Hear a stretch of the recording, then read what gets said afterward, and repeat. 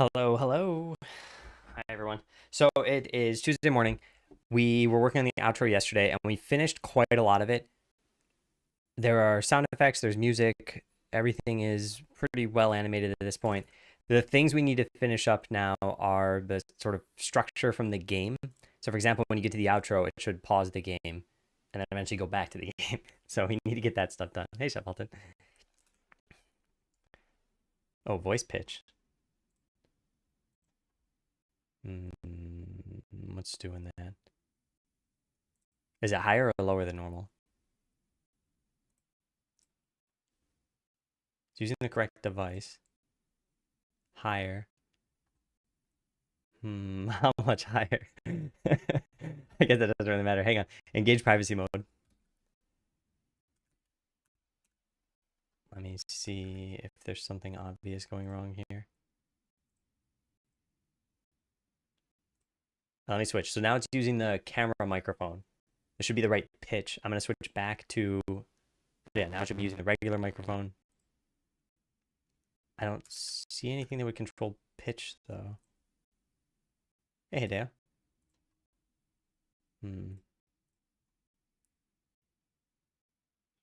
Equalizer. Yeah, I don't see. Huh. Let me watch the VOD. Yeah, let me just mute my. Well, I guess I don't need to mute anything. It's my own video. Mute my. Well, I guess I don't need to mute anything. Yeah, it does sound higher than normal. Hmm. What would cause this, though? We were working on the. I sound so nerdy.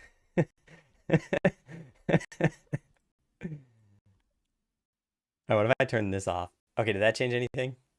Test, test, test. Is it any better?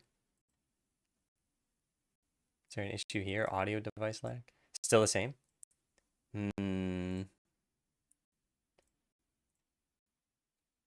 This isn't.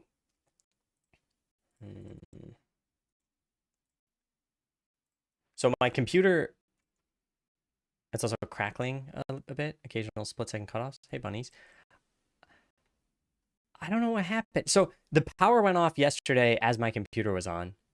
Other than that, nothing happened. So I don't know. Let me just try plugging in the microphone again.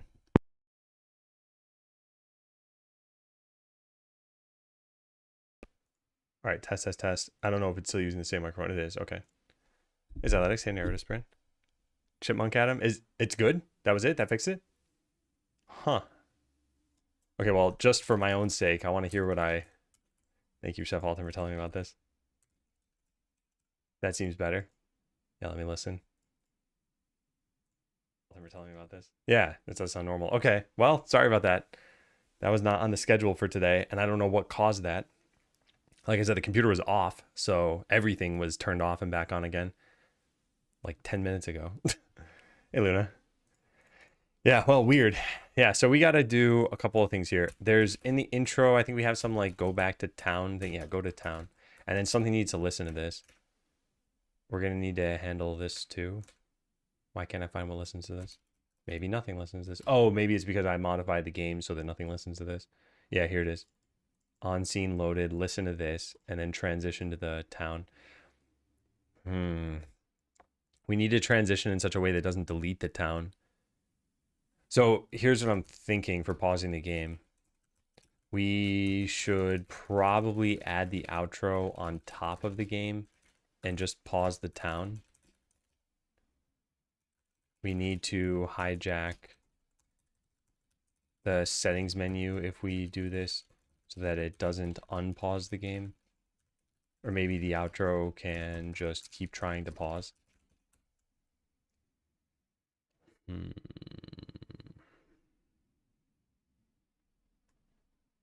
The outro right now is what exactly? It's a node 2D. And typically it'd get added under main.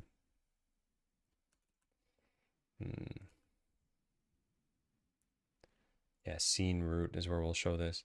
So we'll have the town scene. We could add it in here, I think. Just add it as a child. Okay, let's try that. So I want all this stuff to go back to normal.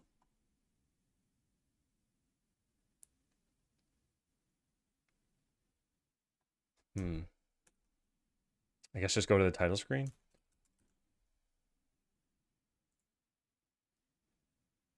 And then upon entering a new game, this should happen. Let's just test this really fast. Have you been progressing? The outro's been going really well. I think there's going to be one very difficult problem today. But other than that, I think it's a lot of like cleanup level stuff. Then we got to get back to more cleanup level stuff in the form of the translations. I don't think we'll have time to get to this today, but I got to do that in my off time.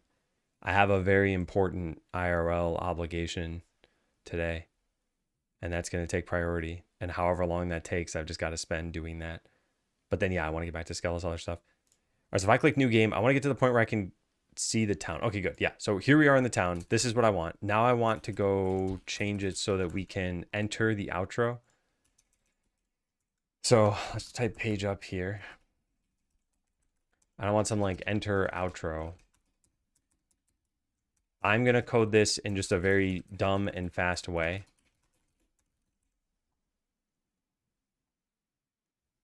So yeah, we have a transition to scene. I don't want to transition to the scene. I just want to load the scene. What does this do? Yeah, freeze the current scene and then loads a new scene. And this is private.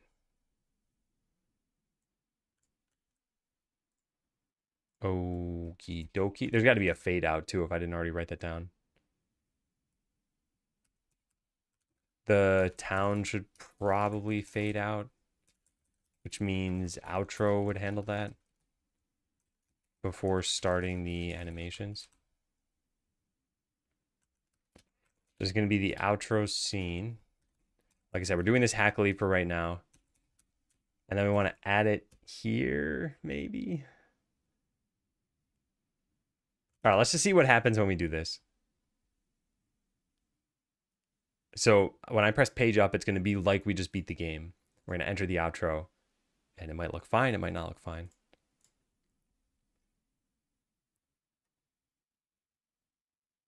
Okay, so the town menu is still there. That's a problem. Yeah, that's a problem. And presumably anything... I can't click any of this stuff now, can I? No. Although, why can't I?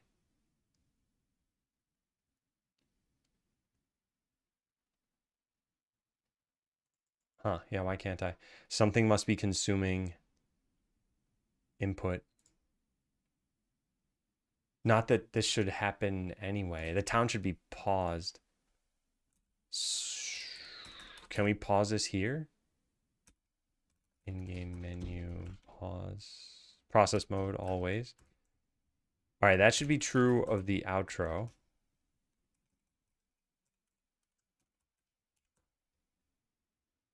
This is going to be tricky. How do you pause the game? Get tree.pause. Here we go. I wonder if we can just pause this one scene. Huh. Well, this is part of the puzzle of today, is figuring this stuff out. Because, yeah, I don't know the best way to do this.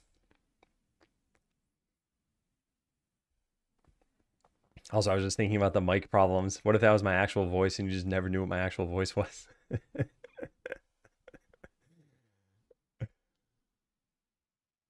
I want the sound on so I can tell what's happening here.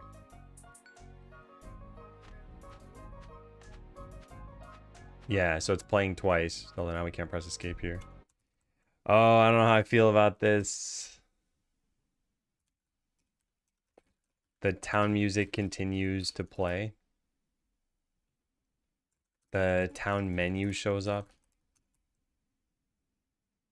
Oh, we could just make this whole thing invisible, right? We could just say hide.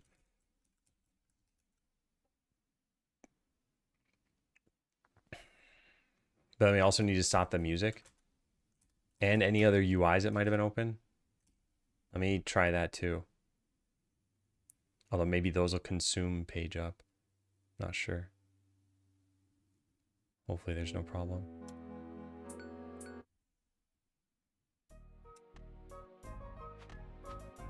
Yeah, so the UI still shows here. Oh man, what am I gonna do? We just, well, this has that script that I have, right? Yeah, town.cs. So when I hide this, it should be hiding these things too, but it doesn't. We have the music system. We could just pause this. Stop. I don't have a stop. Music system. We just have, what, play? Yeah, there's no stop. And if it's in the middle of a track, okay, yeah. This is gonna be annoying. Yeah, this is gonna be annoying. Hey, Goose. Okay, so the problem is the town is still processing everything. Whoops. We need to hide every UI element and stop the music and then resume that stuff later. This isn't that hard. I'm just concerned that we'll miss something or have to maintain this logic later. Like, we could keep trying to hide other stuff. Yeah, the only other option, not the only other option, we could remove the town from the scene tree temporarily. Maybe we could remove the town from the scene tree for a bit.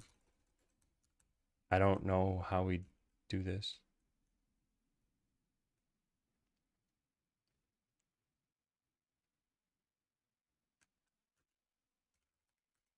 So let's try it like this. Get parent.remove child this. That should stop the UI from showing at all. Although it might mean that the town is still doing stuff. We gotta test what happens if you have an auto battle running. Test what happens if you had an auto battle running. Do you still hear battle sounds? And can we just pause the town? So I'm gonna turn off the music because this is gonna get annoying. All right, so I press page up. Oh, now this won't work because we're adding this to here. I want to add this to the parent. Well, now there is no parent, so we have to do it this way. Hey, Ryan. Morning.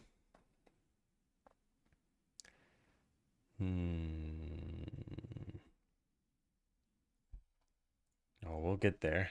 We'll get there. We'll figure something out. Okay, there we go. So this is pretty much what I want. Hey, Rough Cookie. How'd the rest of the stream go yesterday? Yeah, this is what I want. And then we need to eventually add this back in. It also crashed now. Leaked unsafe reference. Yeah, this should get fixed automatically when I add this thing back to the scene. It's saying we leaked like everything.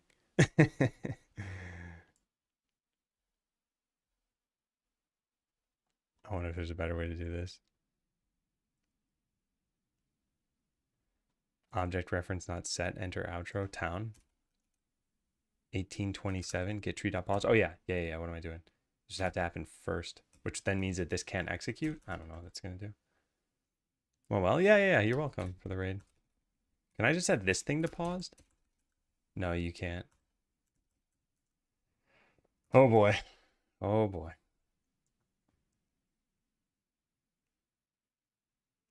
Yeah, I think it's still going to crash on quitting now. I should skip the title screen. It's a waste of my time. So this was fine. No, not everything's good. It's still failing. Line 369. What, because this is no longer, yeah, there's no viewport. Okay, well, this wouldn't need to happen in the future. We could just get rid of that. Because it wouldn't be triggered by an input. I should probably turn the music on slightly. I should also skip the title screen. I'll turn the music on a little bit. I will skip the title screen. Because I just want to hear if it's doubled. It's probably loud enough. It's not. I don't want the stream to really hear it. I could just turn off the audio for the stream. Then the title screen, we want to skip that. Skip title screen, true. There. So now I should be able to launch directly into the town.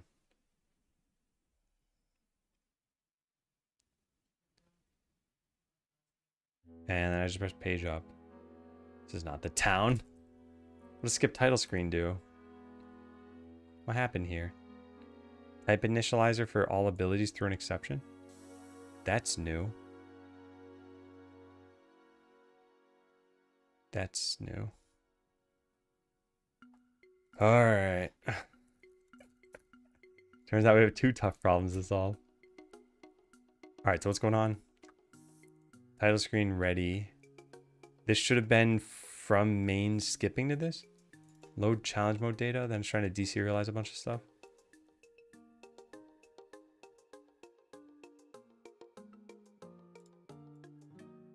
Enchanter item spell potency? Huh. Hey, Mohit, come on. Enchanter item spell potency.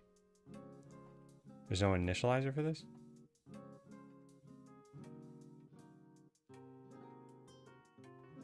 Strange. Hey, BRB bathroom. The only messages I see from BRB bathroom are bot related messages. Yeah, it's only here. This is so strange. Why would this throw an exception? Get max level? All abilities. Where's that coming from? Abilities component, challenge mode configuration.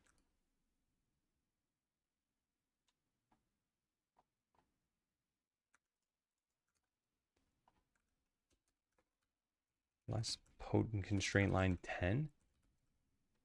Has constraint is failing.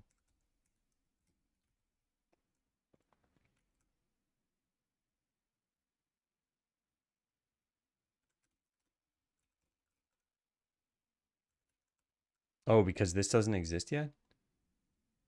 Huh. Make challenge mode data. Make the configuration.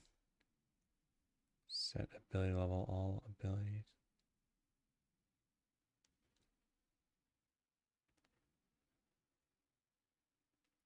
The only thing I can think is that this has to do with static initialization order. Hey, Tyrion. What's on all abilities line 34? Just getting the max level of something. I don't know why this would even fail. We just get it from ability data. And I'm not sure if this is related to this. It's only complaining about this one skill. The max level of this is defined as, oh, maybe, oh. Because we don't know if we're in challenge mode yet. Why does that not show up in the stack?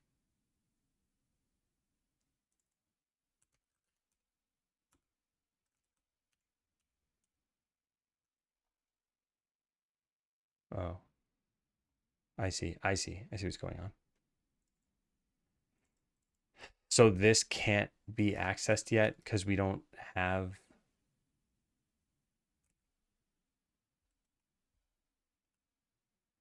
constraints. Maybe that's why. Ah, yeah, it's at the null. Okay, that is the problem. Yeah, I see.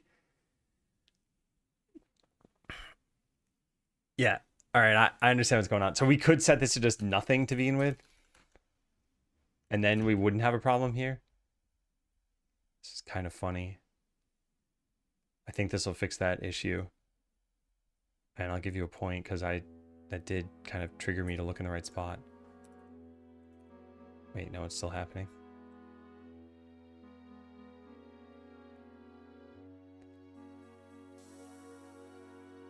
What am I missing here? All right, let's put a breakpoint on that max level. This thing right here. I don't know what line do we have to click to get the breakpoint in the right spot? Apparently that one. All right, so I can just restart this, I think. I also have one on a blank line now. I don't know what that's going to do. Yeah, here we go. Okay, so this should return false, I guess. Returns true. What? Okay, and then what's this? Failure? Yeah, through an exception. I still don't get why this configuration does not exist. Oh, it doesn't exist. Okay, then that's a problem.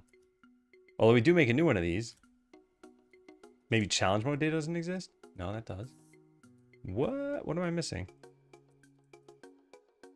Yeah, even this is a problem. I think it's I think it's static initializers versus something else. Check all exceptions. Yeah. Yeah, I see it there at the bottom right. It's covered by my camera.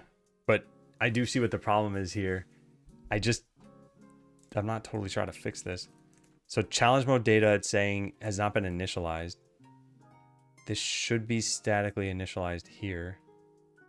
So how are we not initializing this?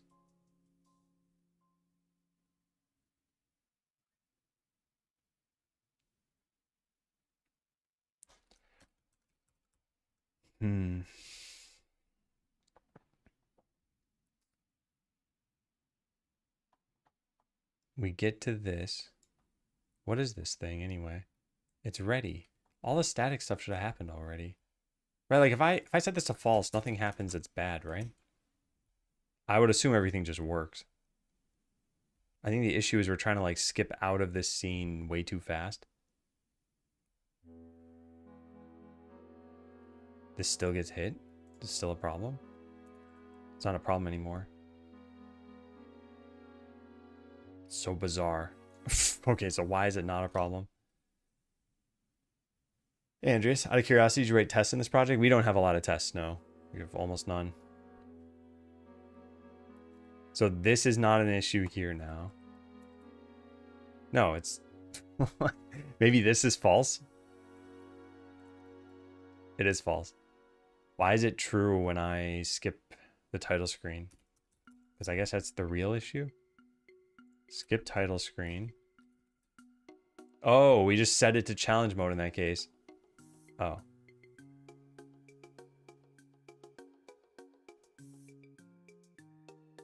And then try going to the title screen anyway? This is messed up. Maybe there would have been no problem if I just hadn't done a bunch of stupid things. Hey, okay.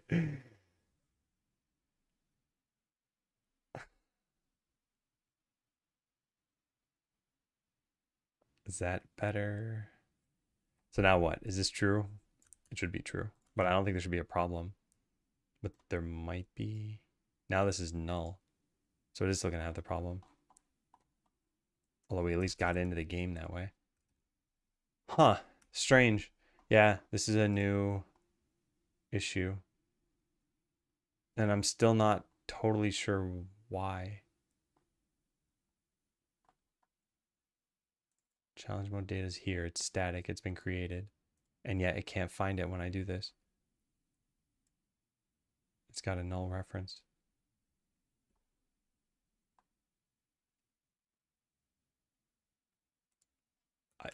Wow. Yeah, I don't know. I don't know what's causing that. We have a configuration here too. At this point, does that exist?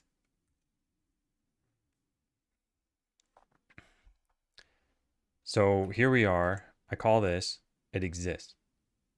Then we go into here. Before we've transitioned, this thing should still exist. It does. Then we call transition and everything just breaks.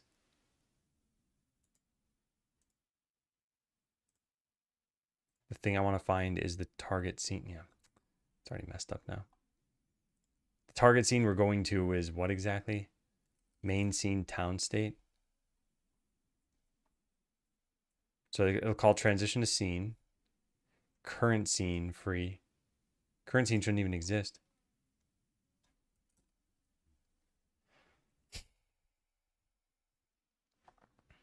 Oh, I'm going to figure this out.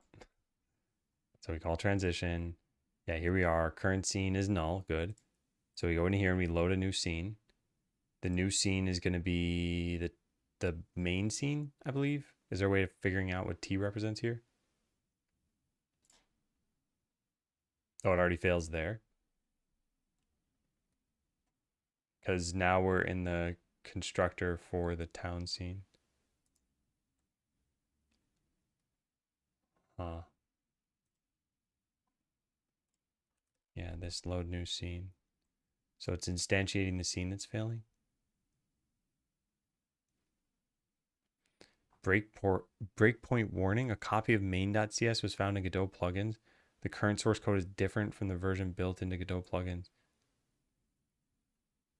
That's a different main.cs.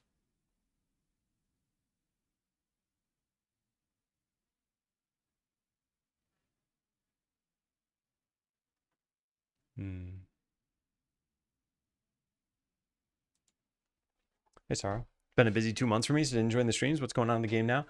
We did a lot of localization stuff. We worked on the outro. We're still trying to work on the outro, but I haven't actually gotten to the real work yet. I'm kind of stuck on this minor issue, which I say minor because I think it'll only hit developers, and I think we could just set this to false, and it would never happen again. I think if I do this and then run, I think we're fine. So I just ignore this bug for right now. And we just can't set this to true.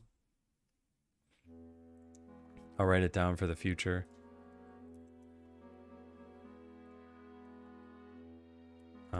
Bug. Can't set main skip title screen to true without it failing to initialize. It thinks it's in challenge mode because we set that to true. But then I don't know why challenge mode data doesn't exist. Is that even what I called it? Yeah, challenge mode data. It's technically main.challenge mode data. All right, well, whatever. So much for that. All right, let's click continue game manually from now on. And then just hit page up.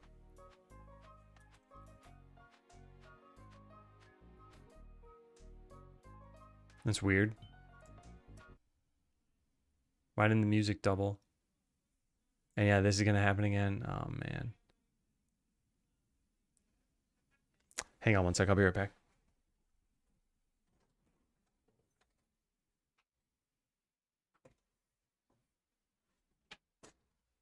Okay, I'm back. So these, I think, are happening for a different reason. Yeah. I think this is just because... Oh, there's actually 2 reasons, I suppose. Outro has a window size change, which we never remove on dispose. Hey, Akarok. It's going pretty well. There are definitely some issues here. So if you just quit the game in the middle of the outro, there's a problem. Let's worry about that later. Test what happens when you command Q the game in the middle of the outro.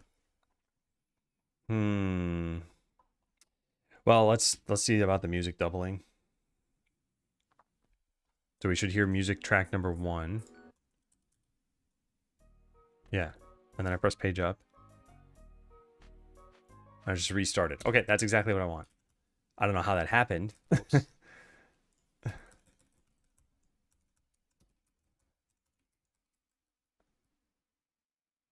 Maybe because we paused the music player? That doesn't make any sense. Yeah, no, process mode is always. I don't understand that. What if I just don't instantiate the intro? The music just cuts out? I don't know what would do that. It must be the remove child call. So we have music, right? Yeah. Now it's gone. So it has to be this, because the only other line of code is pausing it, and pausing it shouldn't do anything to the music. I wonder what happens when we re-add this to the scene.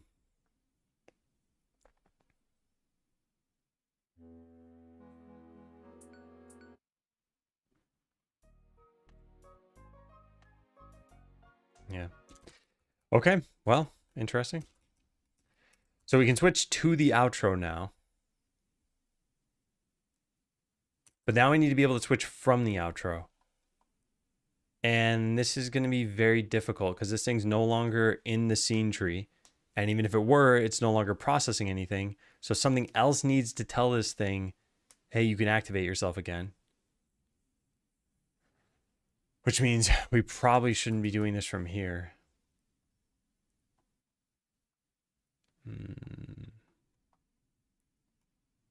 All right, this is a bit tricky. So problem, the town removes itself from the scene tree and nothing can tell it to come back.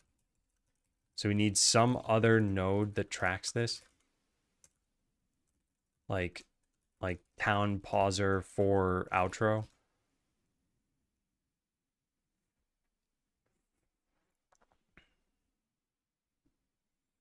Yeah. So what we could have is we could have this and then our town. And when the outro triggers, we remove the town. We then listen for when the outro is done and add it back in. Oh, alternatively, we just give the outro the reference to that. I did not think of that. But that could work. We could just say new scene.set town, this. Well. well. Now we're getting somewhere. So, that town. All right. So we got to save this off somewhere. Private. What's the parent of a node? Another node. So just node town parent equals null. And then private town equals null. So now we set that and that. And now when the thing is done, so we're going to add in a page up handler, or page down handler, I mean. So when you press page down, we're going to like end the outro. And that's going to go here. So now we unpause the scene tree, add this back, free the outro. Oh, I hope this works. There's a lot of code this would save me if this just worked.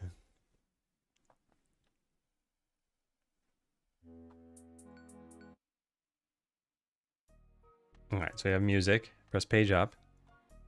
Now the outro music. Now imagine we got done watching this. I press page down. I think it worked. Yeah, I think it worked. Oh my god.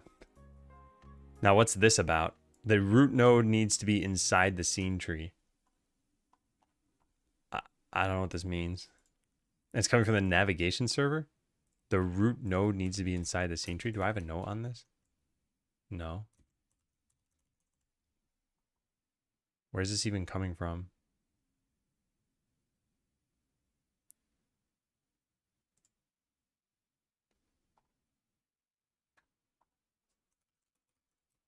Can I search for this exactly? Yeah, but no one has that problem. What if I delete the end bit? What if I delete this? I don't know where that's coming from.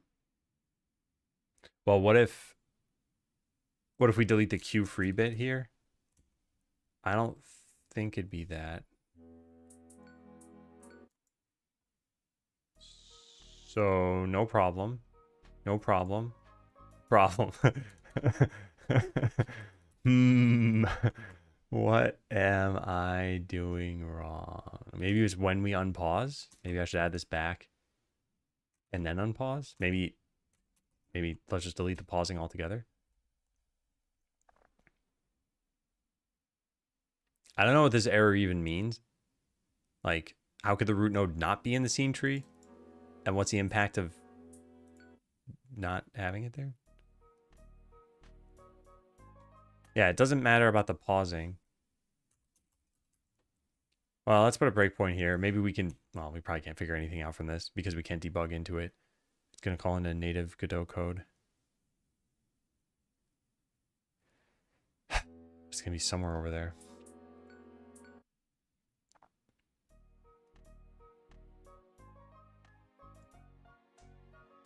Yeah, so it's this opaque call.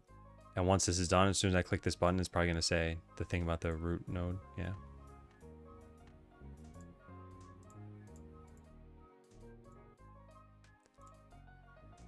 What does that mean? The root node needs to be inside the scene tree. Okay, let's go find it in the Godot code base, I guess. We should find this string in there somewhere, right? Oh, I think I know what's going on now.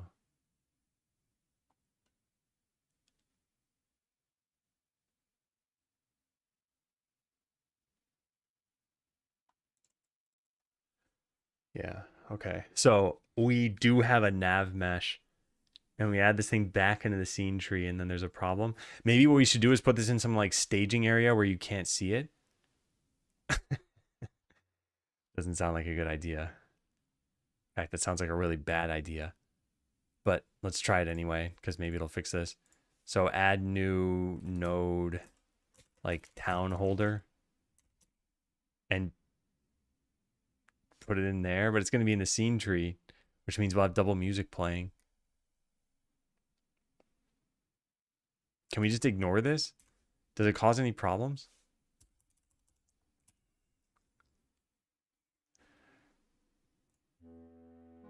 Parse, what is this? Parse source geometry data.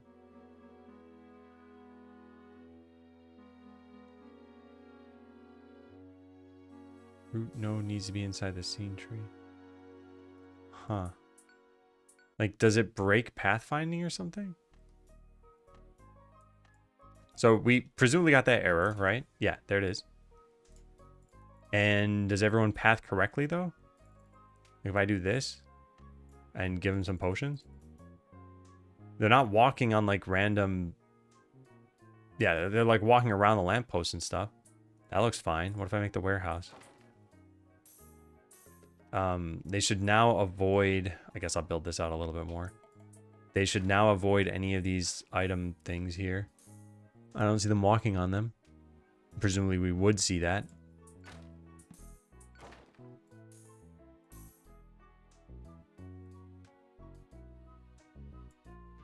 I think this error just happens and we ignore it.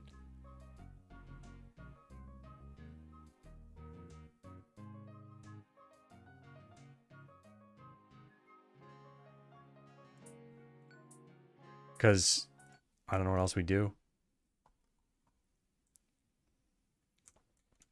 It's possible to spawn one of those crates on top of a pathing skeleton. I don't think it causes a problem, but yeah, it would be possible. Okay, so this will trigger an error in the navigation server. As far as I can tell, there's no impact from this error. I don't even know how we'd fix it though. Like, needs to be inside the scene tree. The town parent is inside the scene tree. And then we add this thing back in. And town doesn't have any like enter scene tree. It just has ready. I forgot exactly what calls ready though. Godot ready. Node. Ready. Call when the node is ready when both the node and its children have entered the scene tree. Oh, wait. Does that mean this is getting called twice? Because if so, that might explain something. Because I think then we're calling init again. Yeah, maybe we are. Okay. Maybe that's the issue. In which case, this is maybe a little bit easier to fix. And we just want this to be on... No, something else. Look at it. All right, so we click this. It should get hit once. Good. Then I think it's going to get hit again when I do this. It didn't. So wait, ready isn't called. Why isn't ready called?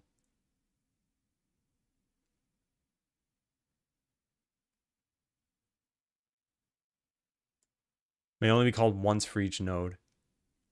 After removing from the scene tree and adding it again, ready will not be called a second time. I don't need to call it again. But I'm not sure. I'm not sure why that error is printing out. Yeah, we don't need to call any of this stuff. I don't want any of that called. Okay, well, I think we just ignore it. Yeah. I don't know what else we would do with that. So we have our basic control flow now.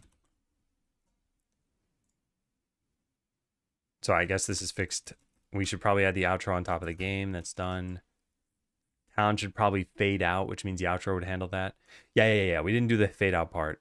So let me turn off the music and let's try this again.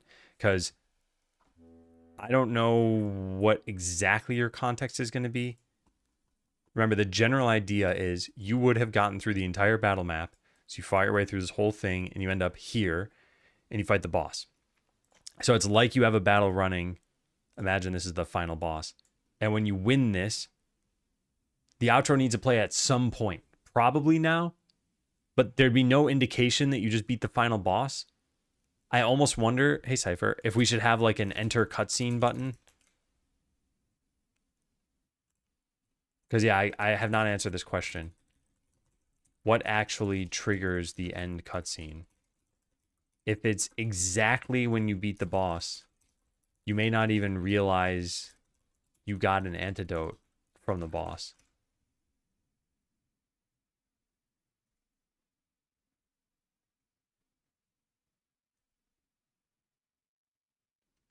And you also may not even realize you beat the boss since you don't manually battle. I mean, you would have started the battle yourself, but still you might be like, oh, let me go check my adventurer levels or something. And then all of a sudden a cutscene plays and you're like, what?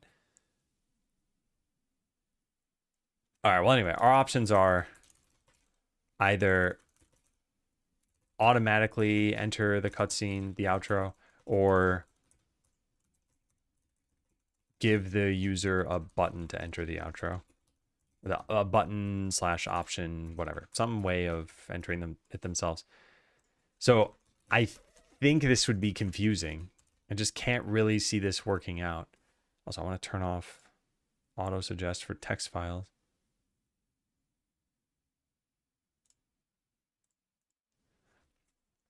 Fiddling around with Godot and I'm glued to the documents and forum because I'm learning it still. How long did it take you to get used to the engine? I mean, I think there are little ways in which you're kind of always getting used to the engine. So if you're talking about the bulk of the new user flow, I'd say, so like adding sprites or I don't know, like initializing things, those sorts of things, it took a little bit of time. I think I actually learned it all on stream, so you could kind of see what I did, because this was back in 2020. Now, I'm not suggesting you have to do this. I'm just saying if you were that curious about it, you could go take a look. Where is it? Yeah, let's learn Godot engine. So here's the playlist on this. If we just look at the first video, because I don't think I'd used Godot before this. I don't know how long it... Whoa, sorry. That's super loud. I don't know how long it would be or how long it is in this video until I'm actually doing something interesting. Like here you can see it's been 50 minutes and I'm still looking at like the getting started guide. And then we got Hello World showing on the screen. And then I think I was trying to make some like Plinko thing and ended up giving up on that. Or maybe I was going through the tutorial. I don't know. I'm curious what we ended up doing in this like 4-hour chunk. I don't see me showing the game again. Here, this is what we ended up with. Basic scripting. So yeah, I think it takes a decent amount of time. According to this. Drop an antidote potion that must be clicked to start the outro. Well, so I think the first question is just, do we rule out the automatically starting it thing? And yeah, I think this is a bad idea. So then have the user enter the outro manually. And 2A is, it could be a button that shows up. 2B could be an NPC that talks to you. Just remember your Let's Learn NES? Yeah. I think it was fun. I remember viewership like tanked during that time. Yeah, I think I want to go this route. So like the user will actually click something. So what should that something be? Could be a tip or notification that shows from the side. Yeah, I could say like you've beaten the game. Dismiss this tip to watch the end cutscene. Could be a tip that shows up. and dismissing it shows the end cutscene.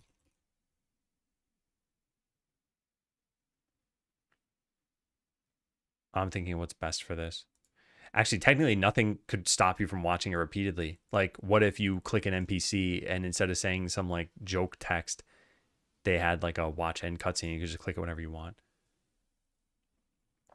I don't really see a reason for you to watch it multiple times.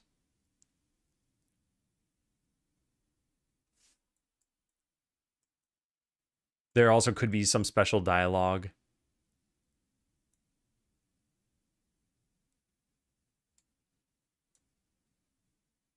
Like you click this and it pops up a thing just once, and then it goes back to telling you like little joke things. Yeah, I like the idea of manually triggering it. I just still am not totally sure how you'll manually trigger it. We could also add a button to the town menu. Yeah, that could be interesting enough. Could be in the town menu. Watch outro or watch end. Watch. Yeah, something like this. I don't know. And it's got like an exclamation mark or something. I think I like talking to an NPC the most, but not the easiest. Well, ease I don't really care about right now because none of these are that hard to do. We could do any of these. Just what's going to be the most apparent to the player. What's the most apparent to the player? And yeah, pretty much just that.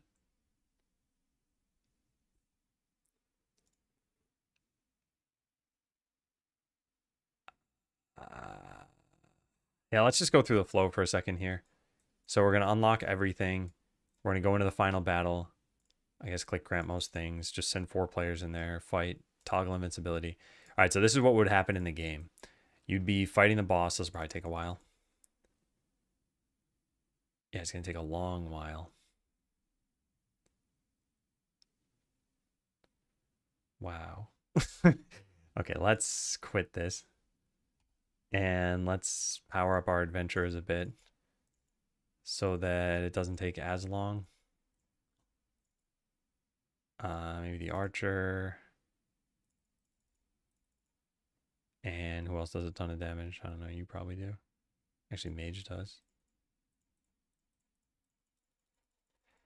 Okay, so let's throw in the archer, the mage, and whoever else. It doesn't matter. Warrior. All right, that'll make it go a little bit faster. I just want an 8x speed the whole time. Okay, so this is going to happen. You're fighting the boss. Your character's actually be taking damage. And then when you beat the boss, very shortly, there we go. So we got a ton of antidotes. And then, yeah, I think having, even honestly, even like something that shows up in the center of the screen that's just like, you have beaten the game or something like that. Do you want to watch the outro?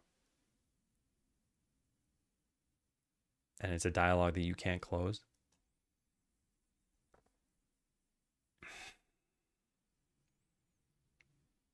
I think seeing the NPC and clicking them to interact.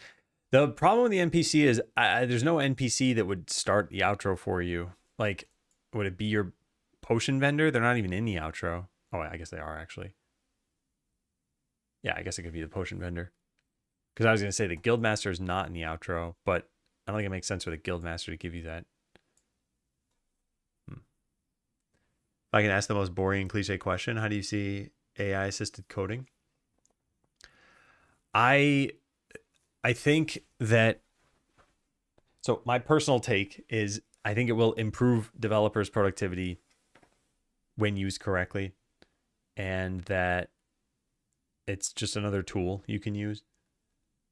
So like I use it a lot for auto completing lines, and for that I think it's pretty good. It usually fills in the line that I want.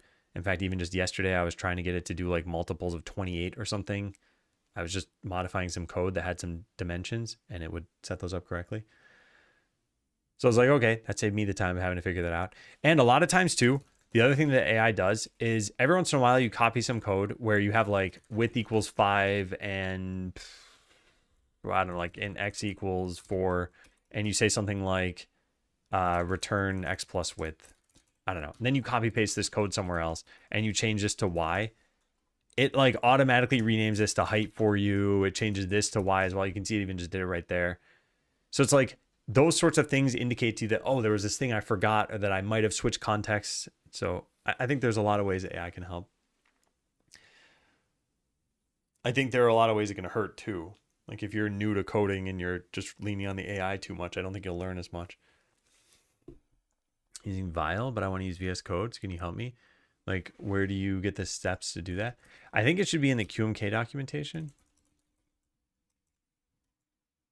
There should be some like, yeah, it's all in here in the tutorial. So just take a look at this page entitled Noobs. Yeah, they're setting up, building, flashing. It's all right there. Adventure shows up on the left side of town with an exclamation. Oh, that's interesting. Yeah. Oh, well, no, that can't be the case, right? Because they got to be poisoned and dying. So if you don't click them, they would presumably die.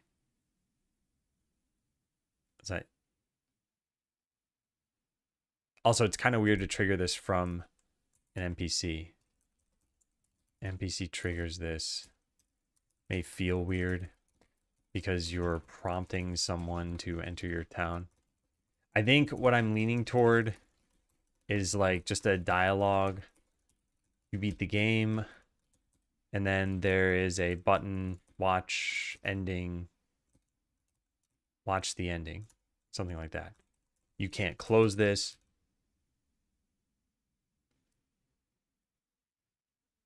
Yeah, something like that. That's what I'm thinking. I had agentic flows in mind. Basically, some say writing the code is in the past. Yeah, I think agentic coding is kind of in the same bucket as everything I talked about. Like it's another tool. It will probably improve most developers' productivity. And yet it can also, you can shoot yourself in the foot in many ways. You know, it can just make something up if you still need to review it. You might eventually get to a code base that is written more by AI than by humans. And then maybe use AI to interact with that code base more. Yeah. Can players keep playing after the ending? Yeah. And the ending doesn't even take that long. The cutscene is maybe like 30 or 40 seconds. Something in that range. And you can skip it once you're in it. But I don't want you to skip it ahead of time. So like I want this dialogue to show up. You have to click watch the ending. You'll never get rid of this dialogue otherwise. But then once you click watch the ending, you could click the skip button.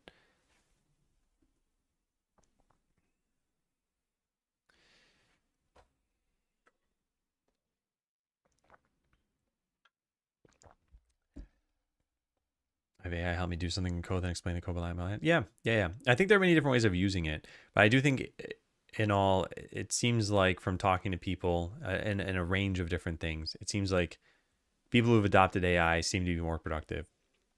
Now, again, this is not a proper study that's done on this, and I think AI is changing pretty rapidly too.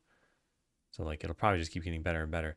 Now that said, someone, it was Iletics, I think, who said that there was a Slack bot that, imagine this. Imagine that whenever you're, hang on, how do I do this? Give me one sec. Okay, so here we go. So here's the Skeleteller category on Twitch. And there are some videos that are here. Every once in a while, I come to this category and I just search for like, okay, who's made a video? Xyletics was telling me there's a Slack bot that will basically like check for Twitch videos for you and then alert you when someone is live. This is not an incredibly hard tool to write, but this to me seems like the perfect thing to vibe code because I want this, well, I want this on Discord in particular. It's already been made on Slack. But yeah, on Discord, I could just be like, okay, I need a thing that does this. Like alert me when someone goes live in the Skeleteller category on Twitch. I think you could throw this together probably faster than most people could. And I think you could do a pretty accurate job at it too. So yeah, I think there are still cases where it's like, look, I don't need to learn anything doing this. I've made a Discord bot before. I've checked Twitch channels and stuff before. It's not the learning I care about. It's the output that I care about. So I'm just happy to speed through it and get to the outcome. Crazy that vibe code became a normalized term. Yeah, I like that.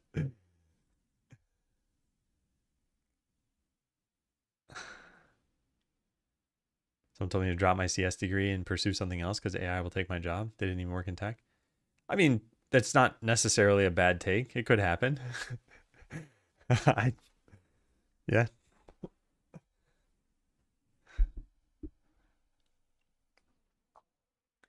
Yeah, I think I'm leaning toward this. Just the dialogue pops up.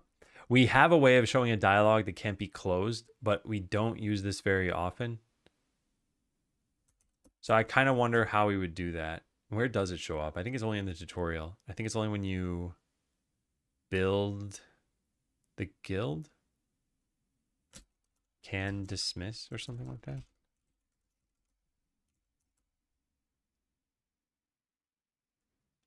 I don't remember where that shows up though. Yeah, I don't remember where that shows up. Cancel option. I need to enter the tutorial for this. All right, well then let's go into the tutorial, right? Skip tutorial. Just turn that off.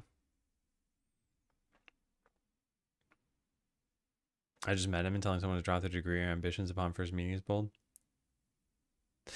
Yeah. I don't know how the whole conversation went. I'm just saying that the take of, hey, your job might get taken by AI could be valid. That's all. Yes, there's a way to communicate this to somebody. It probably shouldn't come from someone you meet for the first time.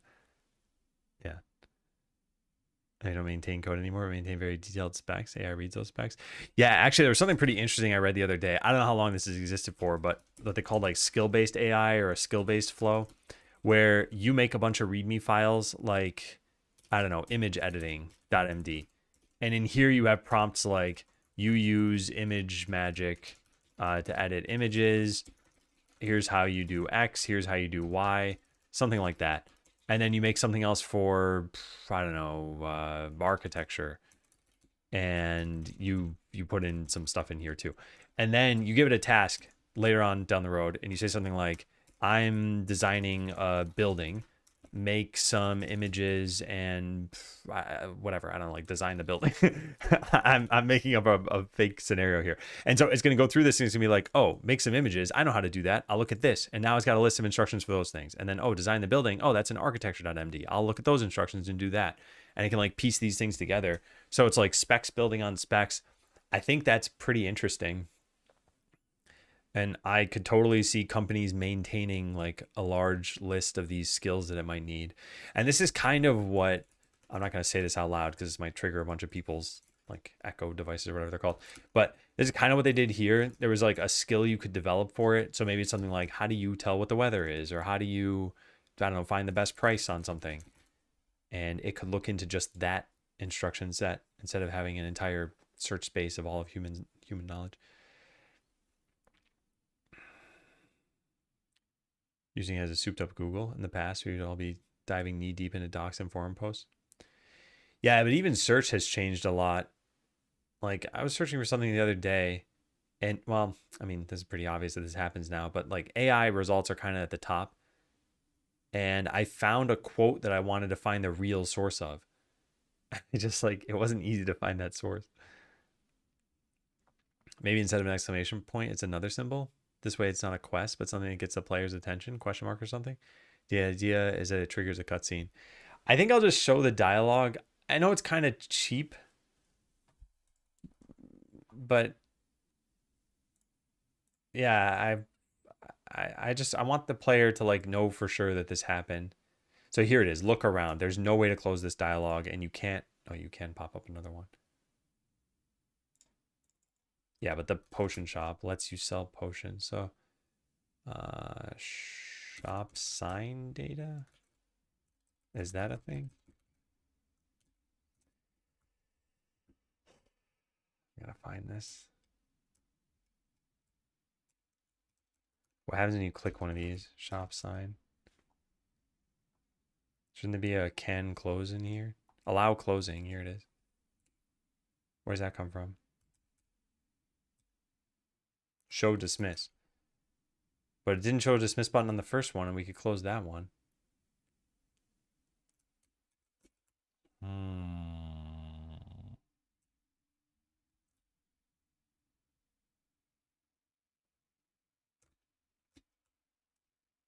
Hmm.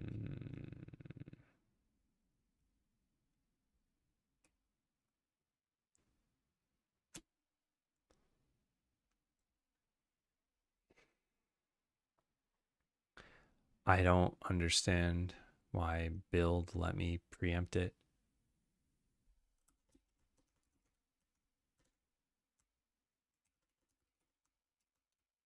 Build button text. Where is this? There's like a guild sign or something. It's not even there. Oh man, I don't know. Oh, it's gonna have two D's in there.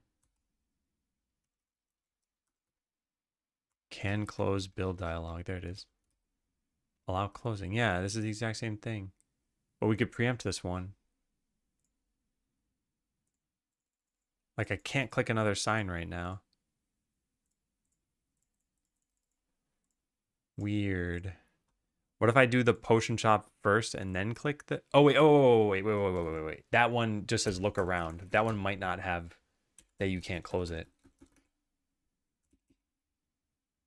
Yeah, here it is. Yeah, this one does not stop you from closing. Okay, yeah. I think I see. People talk about trying to keep the core reasoning from these large LLMs.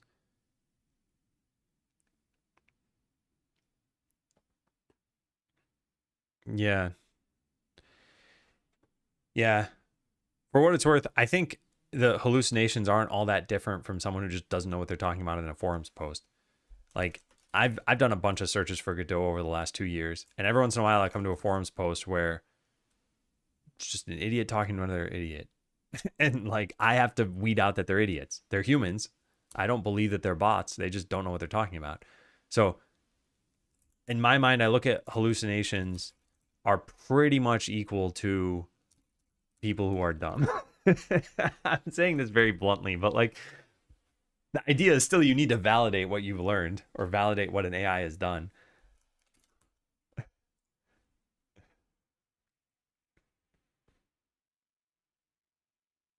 Yeah.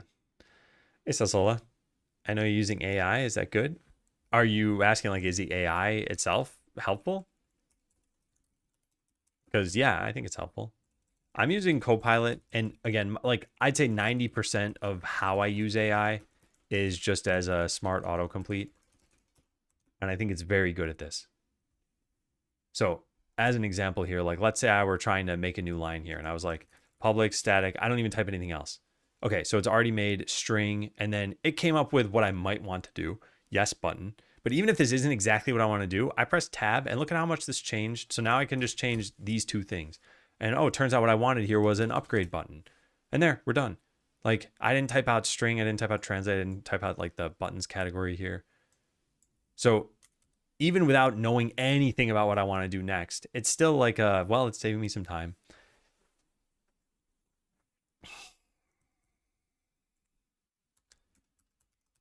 All right, so this dialogue. So we got to pop up a dialogue that has this thing set to false. And I guess we should do this when you press page down. Or page up, I mean. So enter intro isn't really enter intro. It's like prompt to enter outro. I said intro the first time. So now we need dialogue data. I think. And then what do we fill this with? This stuff.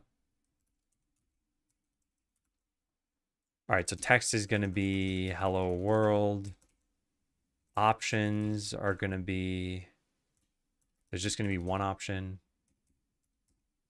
Title is going to be outro. Character portrait, no. Show dismiss option, false. And delete the rest of that stuff. All right, now we want to show that. So show dialogue. There's somewhere, we do this in the outro. Yeah, here it is. So we make a dialog box and then we try showing it. We set data on it. This doesn't sound right. I mean, this is exactly how I did this in the past, but there was another way of doing this that had this wrapped in an if statement, I think. I thought it was show dialog. I wonder where that even happens. I guess a signpost. Or like the garbage slime or something. We don't have dialogue data in here? What am I doing?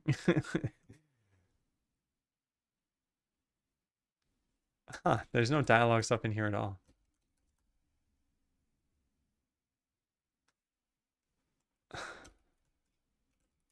I just don't remember how to do this. Let's find the recycler. Here it is. Oh, right. We put them into these. And then this gets shown from somewhere in here. Get dialog data. We call this from in here. This set dialog. That's what I'm looking for. So this could potentially not show up for someone, which would be a massive problem. So option pressed. You can't dismiss this thing, so let's not do anything there. But as far as this, we could just say it's enter outro.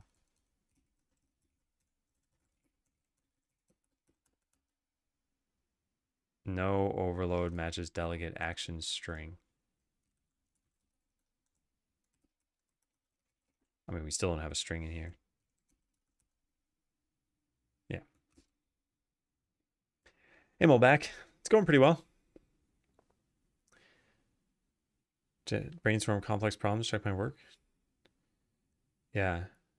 Hey, Sofa Meyer. Fellow dev experimenting with AI. This is where I feel there's a gray area. If you don't mind me asking, how do you approach it with Steam's AI disclosure process? Do I have to share if I used AI for brainstorming, placeholder art, etc.? So in my mind, it's what would a gamer care about? And I think there's a reasonable amount of like, did I use it for brainstorming? I don't feel like you'd probably have to disclose that. Placeholder art, again, if it doesn't show up in your game, like would a player care about that? Probably not. So I think what they'd care about is, did any final assets use it? Did any maybe final code use it? Or any strings or something like that? So I do plan on changing what I have on Steam to disclose that I am using AI. But then I also plan to have a document somewhere talking about what I used it all for. So like I started with LLM translations. I think we have like one asset in the entire game that was made by AI. And we have some like superficial stuff written by AI.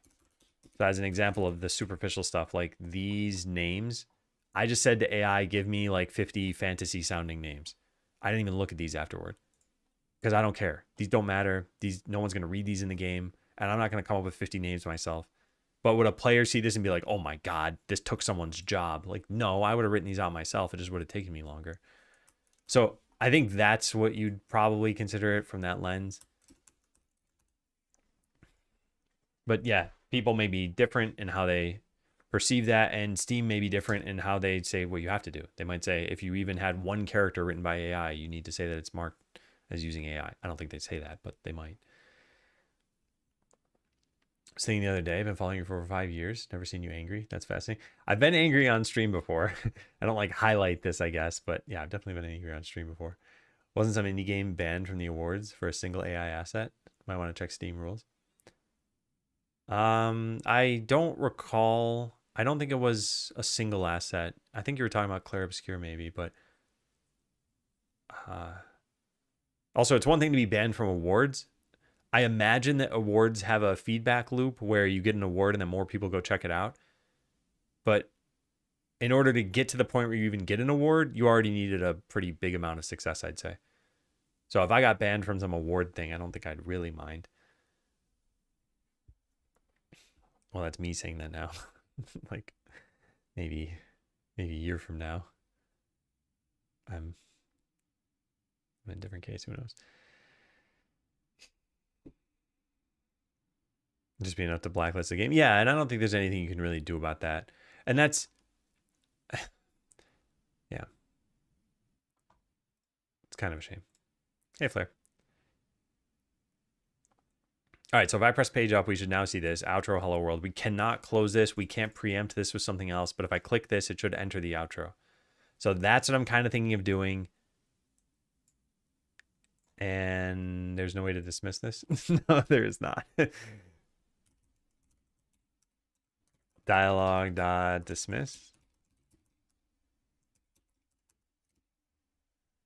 That should hopefully work. Hey, hamster. Hey, EAX. Steam is banning games that were using AI a few months ago. Everything changes so quickly. That doesn't sound right to me. I don't know what your context is for this, but this sounds like there's something more to this story.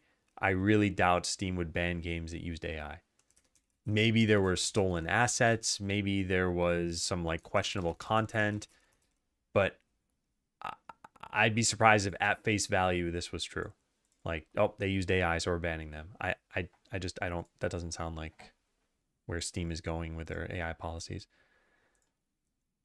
So feel free to link something if there's an article that got you that conclusion. That's, yeah, I'd like to take a look at that.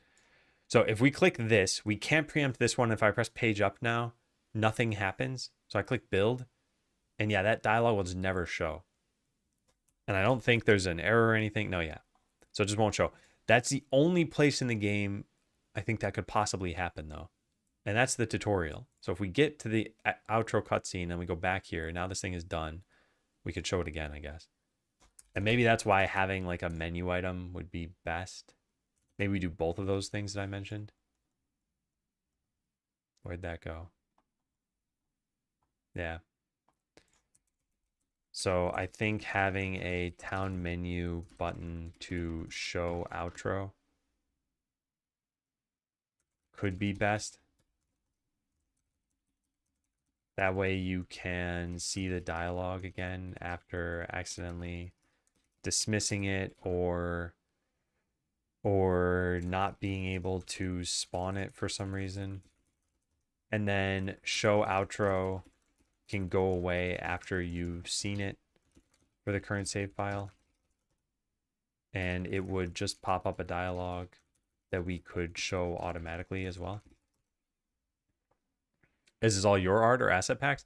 So it started as an asset pack, and then it's mostly Quickie Joe's art. I don't do artwork. I'm very bad at artwork. Indie Game Awards disqualifies Clair Obscur due to Gen AI usage. The community claims it was a single asset. To know maybe it was deeper. Yeah, I thought it was more than just one asset, but still, it's like, yeah, if they have a policy and they were consistent with that policy, I think that's fine. But yeah, just to be clear, by the way, I was talking, I know there's two different platforms chatting here, but the Clair Obscur thing, I at least thought was due to more than one asset. What I was talking about in chat here was EAX saying Steam was banning games that are using AI a few months ago. That I think I would want a citation for. Yeah, I think both the asset pack and Quickie Joe did a great job. There's more, I think, Quickie Joe art now in the game than there is asset pack art in the game. But at least the like foundational world was asset packs. But like this NPC, the portraits that we have here, this, yeah, the skeleton, oh, I can't open this because I'm in the tutorial. All right, well, if I build this, yeah, this building's custom, the flag is custom, all the adventurer portraits, this entire map, all these locations, like there's a lot of custom art here now.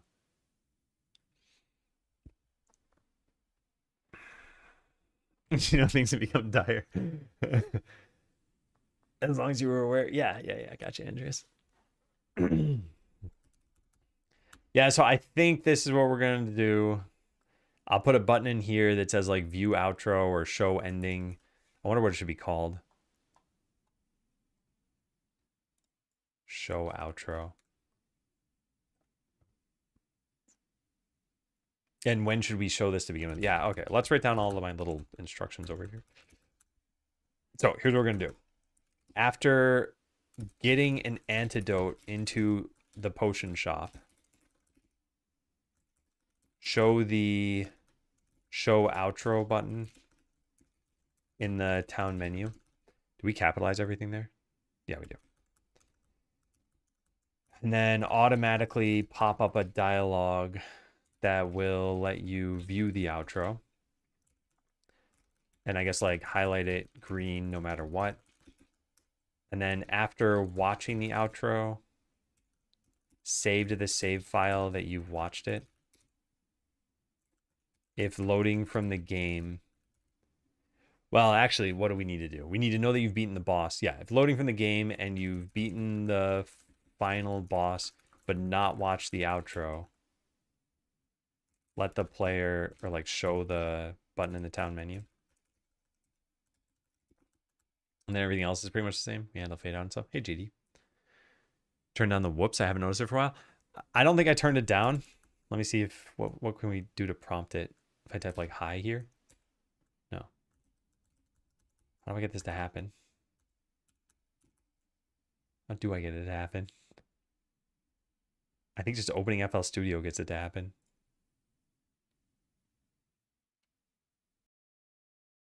Whoops.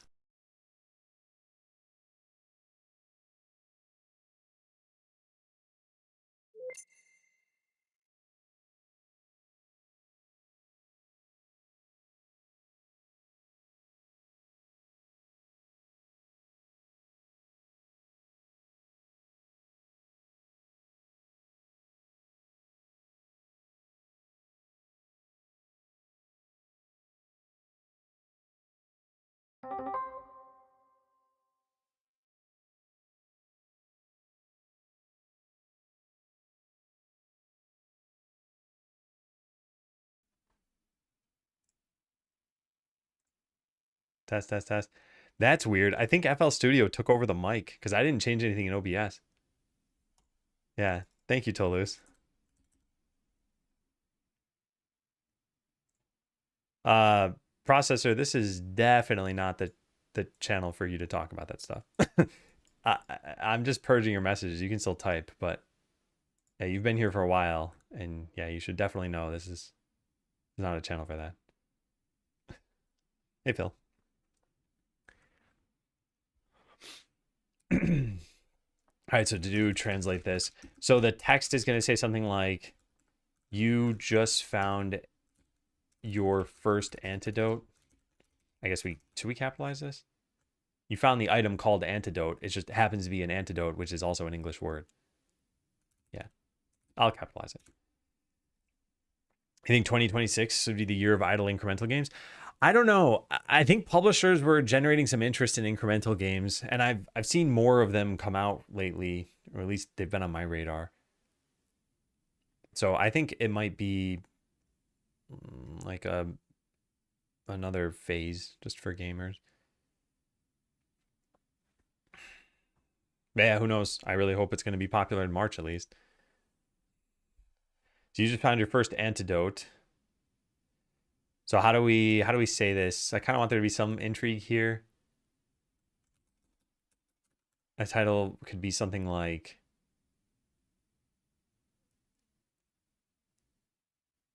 I don't know what we should write for this stuff.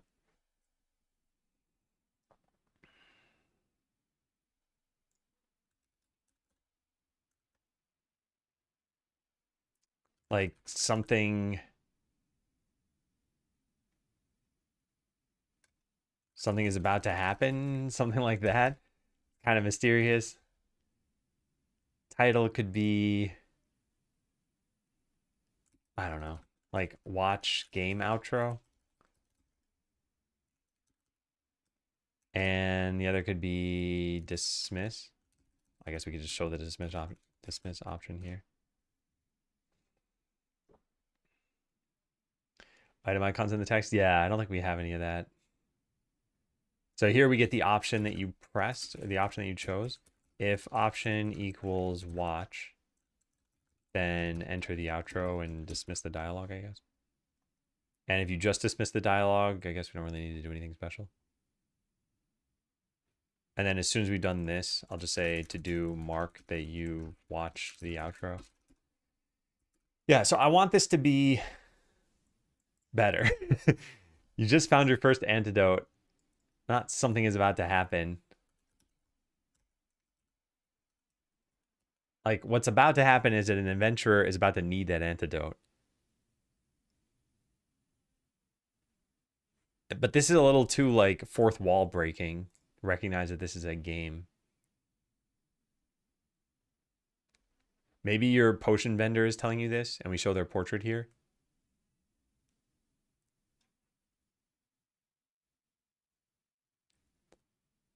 You just stocked your first antidote. I think I see someone in need. Yeah, maybe something like that. That's probably a little bit better. And maybe we do say that it's the, how do we get character portrait? Character portrait can be the vendor, potion vendor. There we go.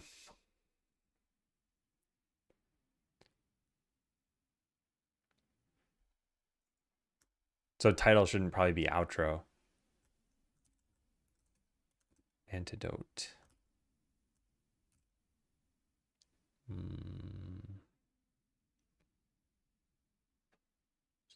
First antidote. Yeah, I can't think of it. Let's just look at this in the game. Because I don't know what I'm doing right now. And I think watch game outro. I want to indicate somehow there's going to be a cutscene, but it's a potion vendor talking to you about this. So I click continue game, press page up. You just stocked your first antidote. I think I see someone in need. Yeah, I think this is actually decent. Watch game outro being here. I think that's okay. Let me click that. And that sets up for the outro pretty well. I don't feel so good. I've got just the thing. Oh my God, it's an antidote. If only we could throw it over to the adventure. Yeah. So that's kind of what I'm thinking. I think it's pretty good. So it says this can be simplified. Oh yeah, like that. It still says it can be simplified? No. All right. So now that would show up in the town menu, highlighted green no matter what. Let's go get that stuff. Town menu. So we'll add it all the way at the bottom. And it'll be called watch outro button. And it's going to be hidden by default. It's going to say watch outro. And we're going to enable this. And then a tooltip here that says watch the final cutscene for story mode. Yeah. Okay, so now we get the watch outro button in the town menu. Where are you? Watch outro. Get that, watch outro. Then set up a pressed thing here. This is in init, yeah. So we press this, we're just gonna spawn that dialogue. Show, watch, outro dialogue. This, we gotta have happen from the right spot. I don't know where we're gonna put this. Why give poison instead of health? The adventurer is poisoned. We give them an antidote to cure the poison. In a lot of, okay, so I know it's kind of silly, but in a lot of video games, a health potion just restores your health. It does not actually cure you of poison. There's some like combined potion usually for that. And we're just saying that doesn't exist in this game. And the poison lasts forever otherwise.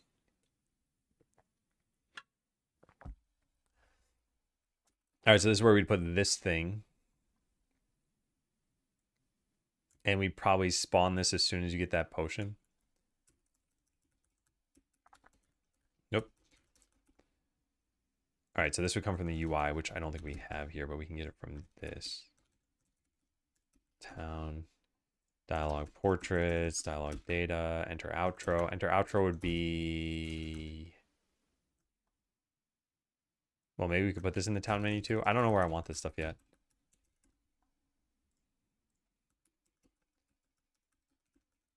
Town.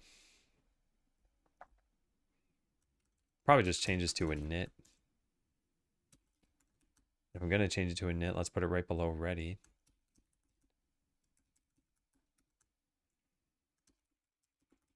Okay, so that button is there. We want to highlight it green always. We could just, well, don't we have some green thing here? Colors that light green. And that changes the whole button. We need to show it at the right time. So let's make a public void show watch outro button. So show it and set it to green no matter what.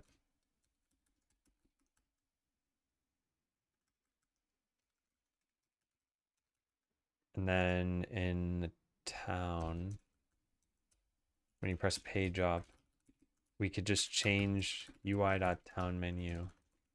What's it called? Menu? There. All right, so I think none of this is needed now.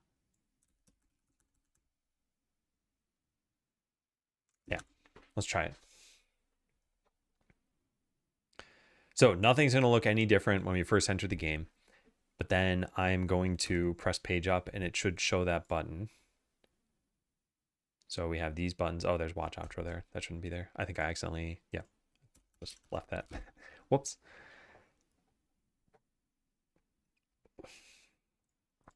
Okay, so now that should not show up. We should see buildings at the bottom. So now I press page up and it shows, and it's always green, and it says watch the final cutscene for story mode. So you click this. Yeah, this probably shouldn't say antidote. I don't know what we write there, but you just stocked your first antidote. I think I see someone in need. Watch game outro. So dismiss works. Watch game outro did not work there. What? A manual, whoops.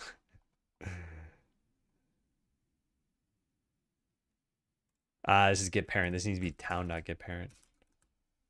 And then town.getParent, I remove town. I gotta change how all this works.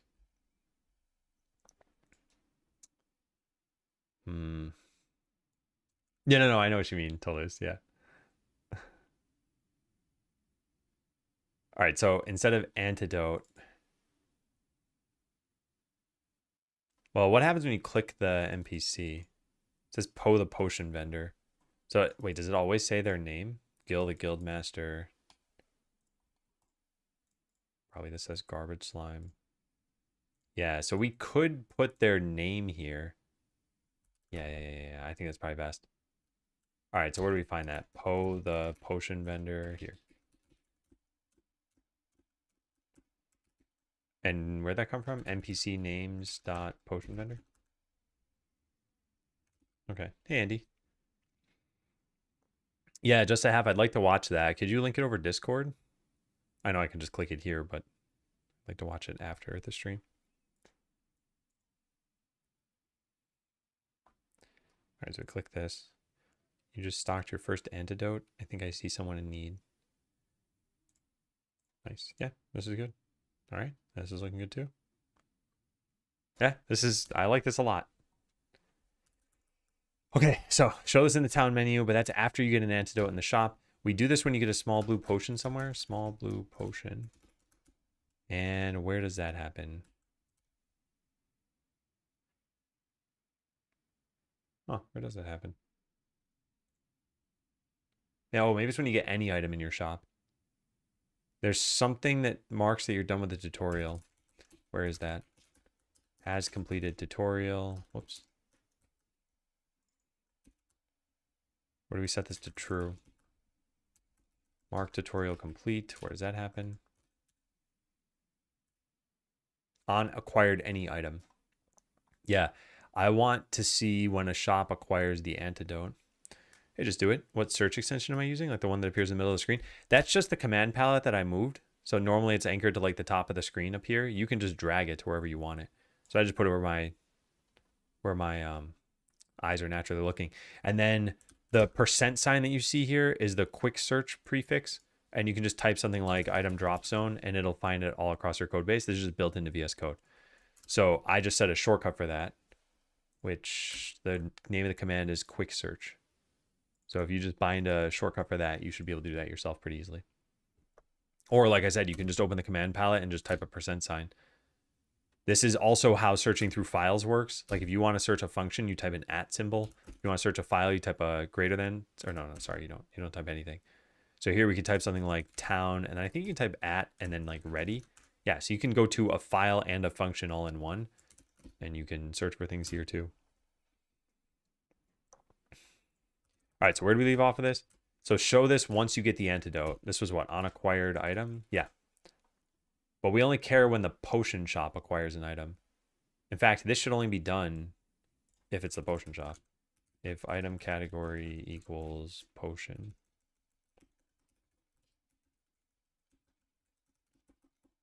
And then what we can do, this happens frequently. Yeah, sure thing, just do it. So now if item.id equals item ID dot large yellow potion, big yellow potion, then we're going to do UI.menu.show watch intro button. Yeah. Hey, Chase. Last game you played, you really enjoyed? Well, the newest one is Kirby Air Riders. I played the finals last night and I enjoy that, but that's not new or anything. But yeah, this is the newest, latest game I played that I really liked. I've been playing the finals, and other than that,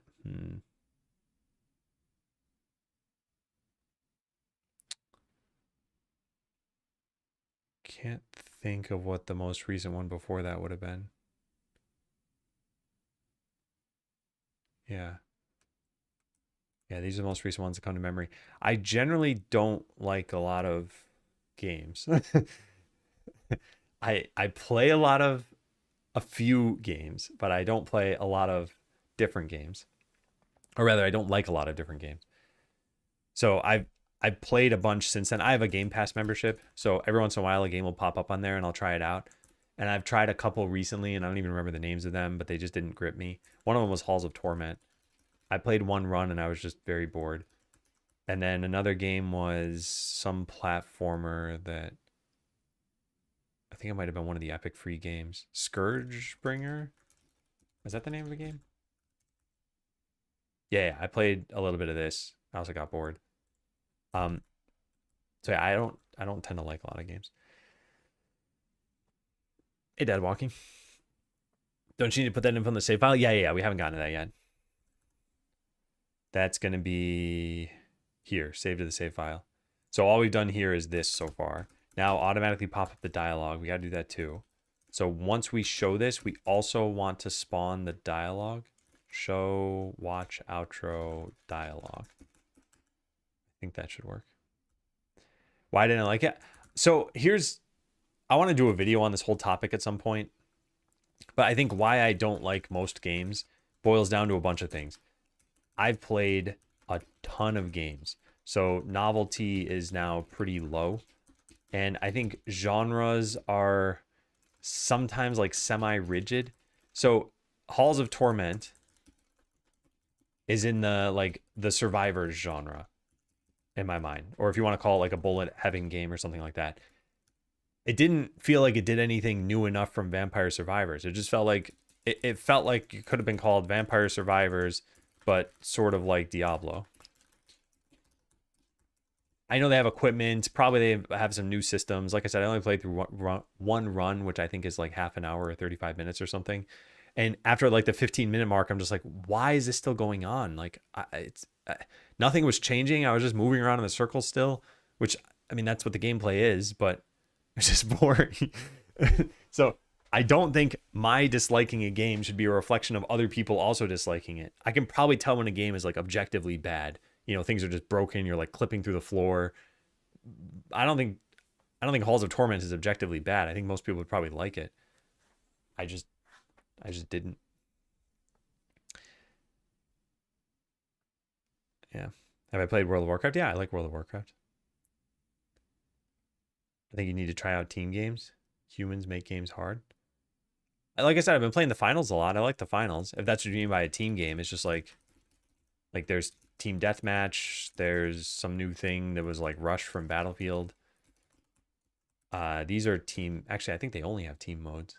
Yeah, there's no free for all mode.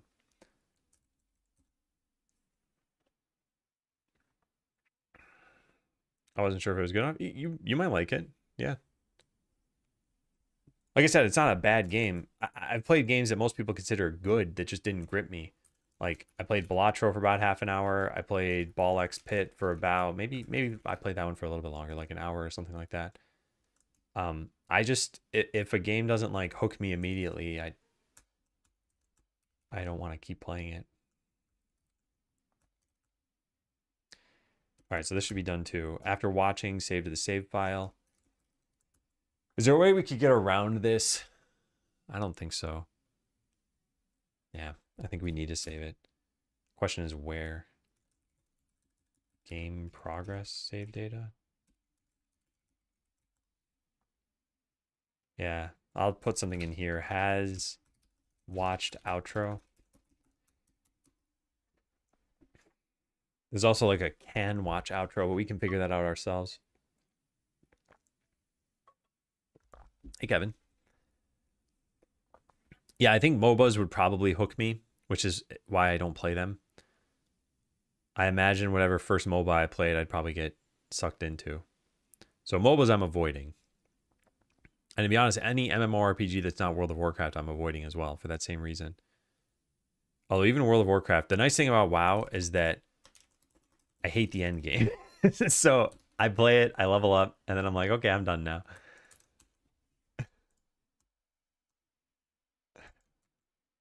I've never liked raiding, and PvP is, it doesn't keep my interest for very long in WoW. Just play the same 3 games over and over again. Yeah, yeah. Diablo 2 used to be one of those games for me. I really, really like Diablo 2. But at this point, I've played like every possible way of playing it. I've played mods of it. I've played, I don't know, like different builds. I've started over a bunch of times. I've played without being rushed to the end of the game or being rushed to the end of the game. Yeah. And I watched this guy on YouTube. His name is something the Loot Goblin. I don't remember what the something is. But he plays challenge runs of D2, and they're like crazy runs. Like, what if I didn't equip anything? Or what if I like never learned any skills or something like that? Like just crazy things you wouldn't do as a normal player. And I like watching him play it, but they all are very similar in how they're structured.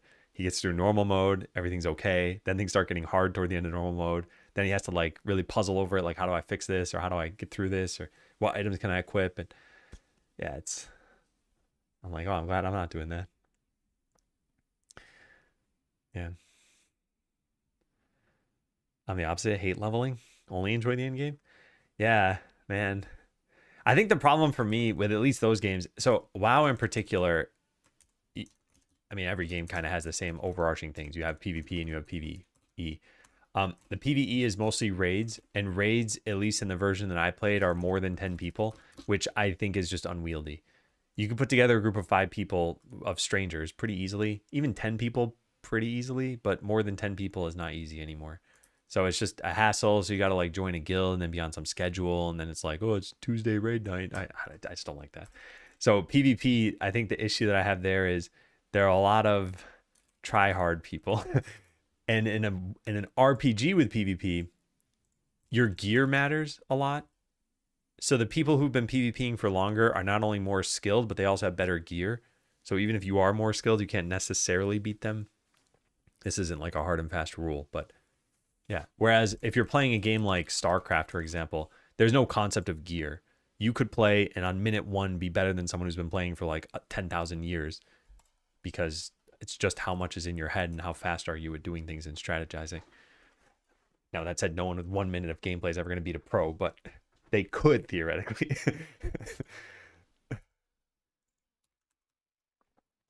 So if this doesn't exist in the file, do we just assume this is false? I kind of want to try that. What happens if this isn't in the file? Will loading still work? I think it should. Same as Guild Wars. I just haven't tried Guild Wars.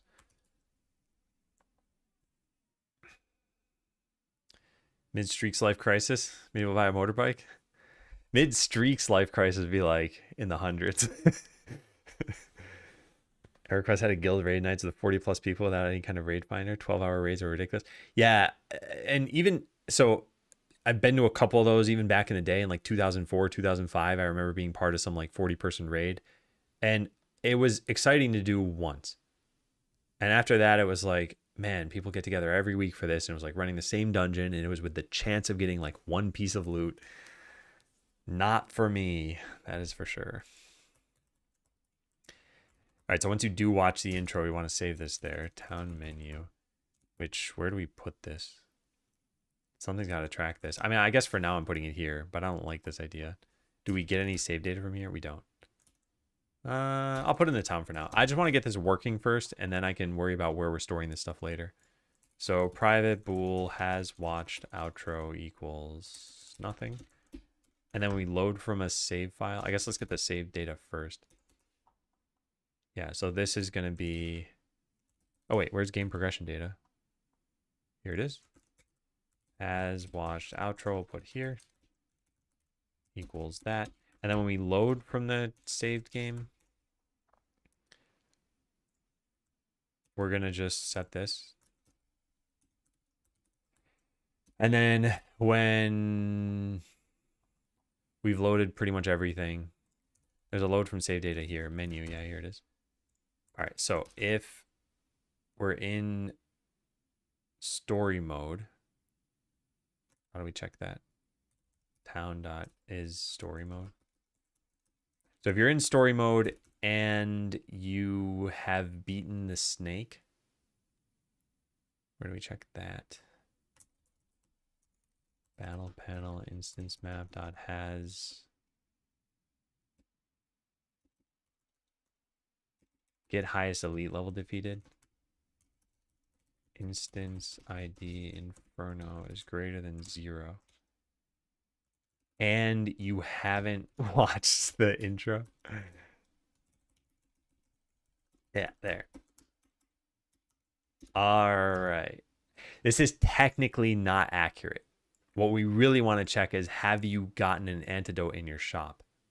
It's not, have you beaten the Inferno? But actually, wait, no, this is, I didn't think about this. This is not correct. Because you might never get an antidote into your shop. You might not have space. And then you'll never see the outro unless you beat the snake boss again. Yeah, this was a mistake. All right, where's the acquired item thing? We got to change this. This can't be here. We're going to do it when you beat a boss. Where do we do that? Elite something. Beat elite instance for first time. Here it is. All right, so I want this. So if instance ID is equal to instance ID.inferno, then we do this. And I guess not has watched outro. Okay. So you like is creating characters and seeing how it progresses and explores the world? I like the mechanics of battling in RPGs. But like I said, I also like novelty. So I played a lot of Diablo 2, and then I tried Path of Exile, and I played for about 2 hours, and then I was just bored.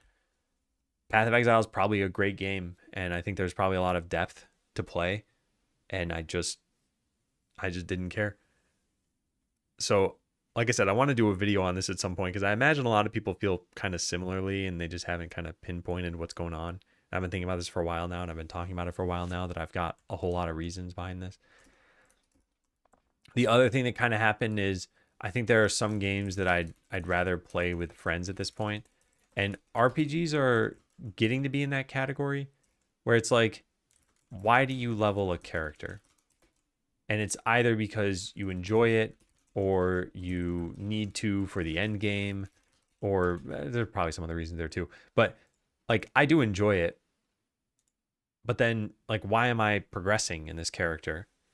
And at some point, the enjoyment becomes kind of shallow. And it's like, if I had a friend playing too, then it's like, okay, well, we could group up together. So I'm raising my characters so we can both be effective in a group, let's say. Thoughts on JRPGs? I think I'm done with JRPGs. The last JRPG I played was Octopath Traveler 2. And I don't really know what I was expecting, because I really strongly disliked the first one. But I love the music. So the music is like top notch in Octopath Traveler 1. And it's pretty good in Octopath Traveler 2. So I tried playing this for a little bit, and I'm like, I'm uninstalling this. This is not worth it. I just think JRPGs, in my mind, one of the like cornerstones of them is that they're grindy, and they're also generally story driven. And I don't appreciate either one of those things. Hey, yeah, I do like my keyboard. Yeah. Didn't really like number 1. Yeah, it was on Game Pass. Otherwise, I wouldn't have tried it. So it was essentially free. I'm trying Project Zomboid. That's a punching game. I don't think I've seen that. The voice acting is pretty top notch. Yeah, I don't fully remember the voice acting, but I don't think I had a problem with that. What is this game? Ultimate and Zombie Survival. A loner and multiplayer. You loot, build, craft, fight, farm, and fish.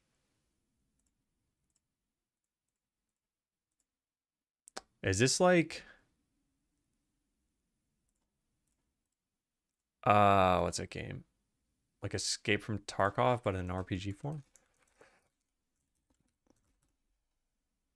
Escape from Tarkov. I'm looking at this page now. This is in Steam. Where's... Where's your Steam page? There it is. Yeah, I can't show any of this on stream because it's all mature games. Extraction FPS. Every raid is a gamble with death. Yeah. It's like Sims with zombies. Oh, I see.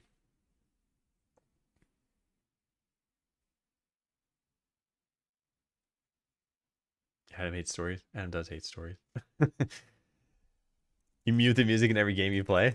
Oh man, the Octopath Traveler OST is like my favorite OST of all time.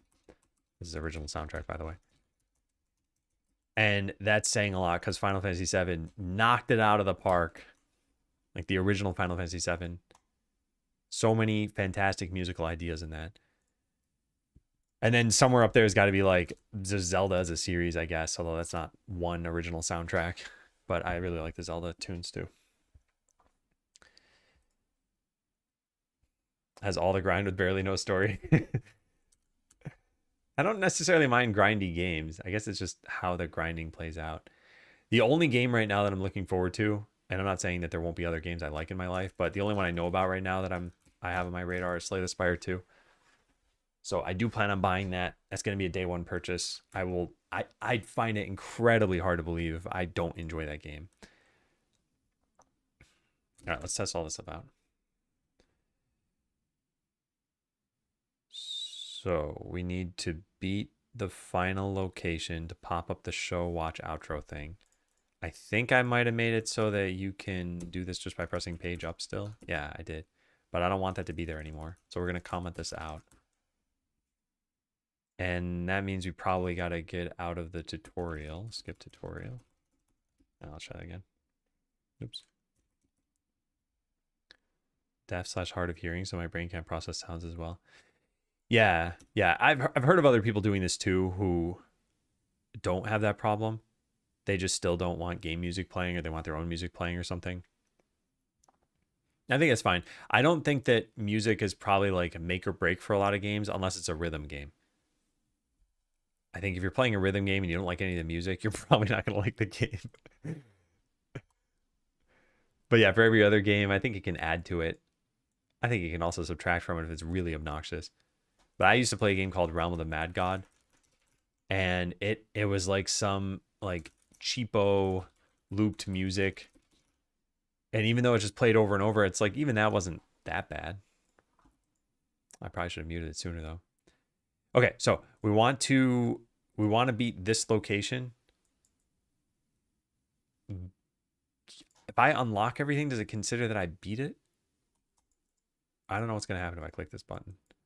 I think it's going to mark that I beat it. So let's just save the game. Let's just do this. Yeah, save the game, quit, and then go to the save file and go to beaten instance IDs. Yeah, so let's just delete the final one here. I didn't need to quit the game for this, I guess.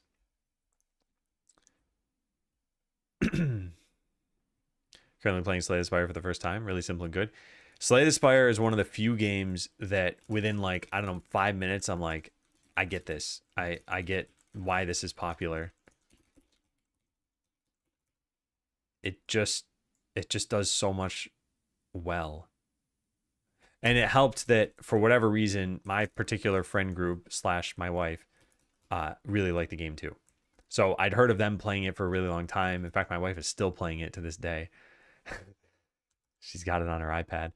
And I think that sort of set up the foundation for me being like, okay, well, if everyone else likes it and I like these people's tastes in general, then I'll probably like it too. And sure enough, I did. All right, so this pops up as soon as you load the game, which I don't think I like. So I want to change that in town menu. So this says show watch outro button. I guess this is different from popping it up immediately. Bool show dialogue immediately equals false.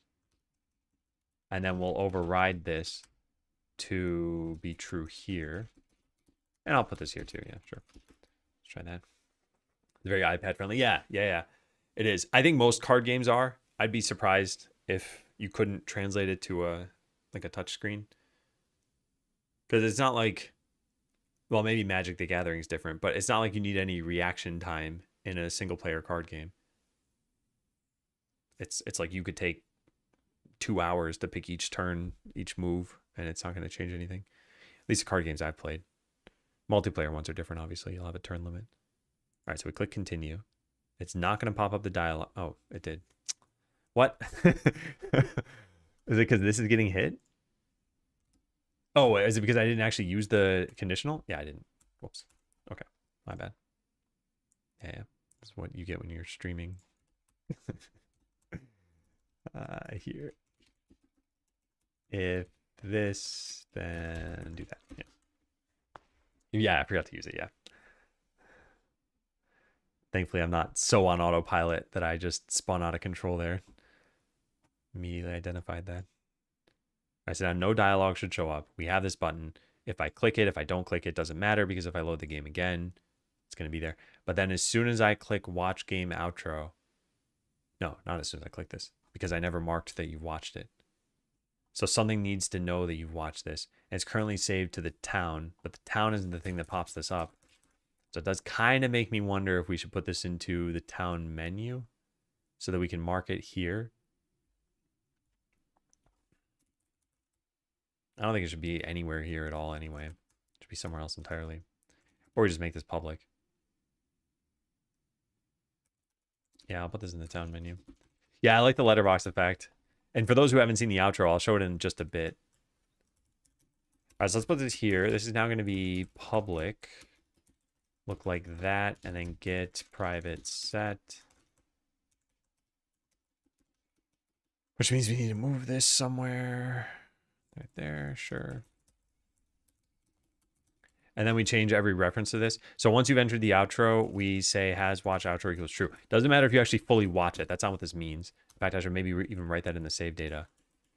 This is really just whether you entered the outro, not whether you fully watched it. I don't think that's ever going to be all that confusing, but yeah. Thank you, Bara. All right, so this is going to break all of town because we have has watched outro here. We can just replace all of these with this and it should just be fixed. Oh, wait, no, we can't. You got to replace it with, let's do that. All right, so we got to replace it with UI.menu and then replace these with that. And now we still have a problem here because we don't have a setter for this. This should happen from when we load, which I don't know if the town menu has a load function. It does. Cool.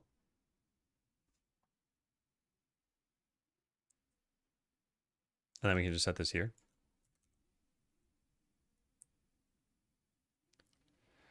This only matters in story mode, so I should test this in challenge mode too at some point. But yeah, let's try it again. So now we have a way of setting that you've watched it in the save file. So we continue. We have the watch outro button. As soon as I click this, even if I just bail out of this pretty much immediately, that should have gone away. It didn't, but if I load the game, it will be gone. Yeah, so now I need to just hide that thing. Has watch outro, and what is it? Has or watch outro button dot hide. Perfect. Perfect. So now to retest this, I got to go modify the save file. I should probably close all these tabs. Yeah, let's go do that. So if I, yeah, don't save, don't save, don't save. If I go load, we won't see it there. But then if I purposely modify this to say has watched outro is false. Actually, if I just delete it, it should be the same thing, right? And that tests our other thing that we have here too. Noise. It works. After watching this, save, we're done with that. Great. Okay, so I click this. So this is now technically false. It's not you just stocked your first antidote, it's you just found your first antidote.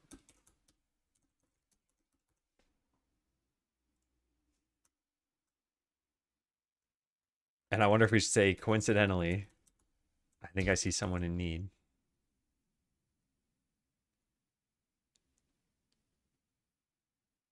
Wink, wink. It was scripted all along. All right, we got to translate this stuff. All right, what else needs to be done on this list? Write a comment about that automatically starting the outro wouldn't be great. Oh, yeah. Yeah, sure.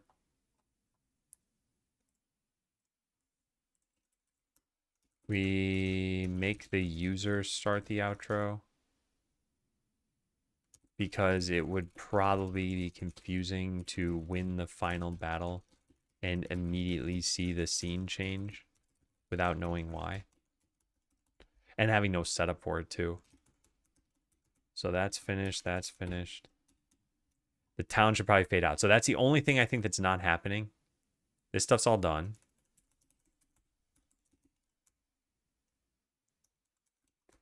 I want to fade this out.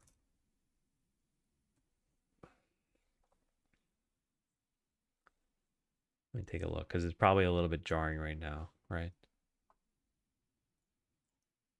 Can a customer buy the antidote before you watch the outro? Yeah, oh, well, technically like 50 of them drop. But you don't even need to put the antidote in your shop. You just need to beat the final location, and that will allow you to watch the outro.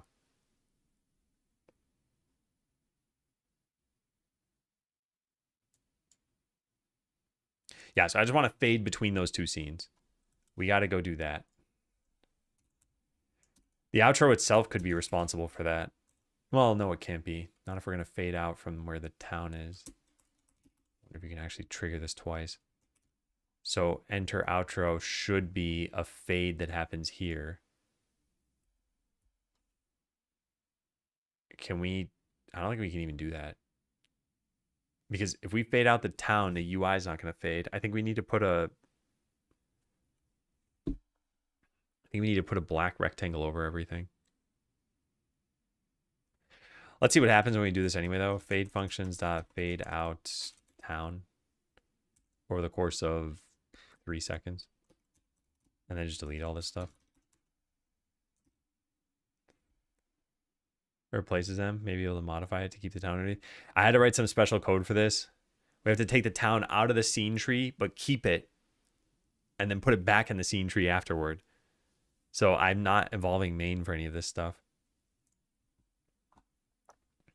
So I click this button, it's now going to try fading out the town, which I don't think is going to fade out the town menu or like the battle map even. Yeah, no, it doesn't fade out the town menu. That's a shame. Yeah, we can still work around this.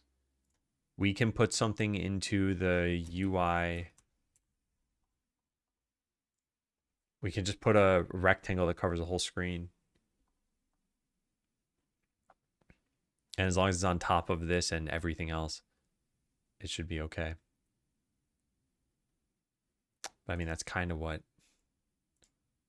main should do.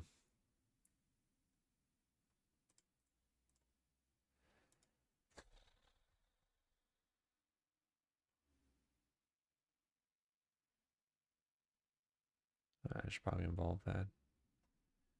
Why didn't I do it from main?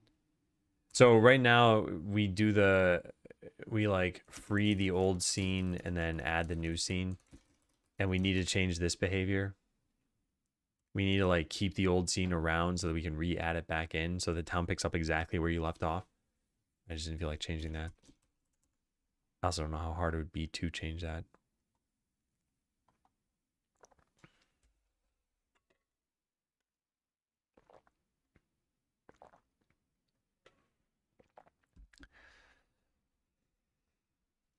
I wonder if I should just check this in as is and it doesn't fade. Do we fade in? I've deleted everything.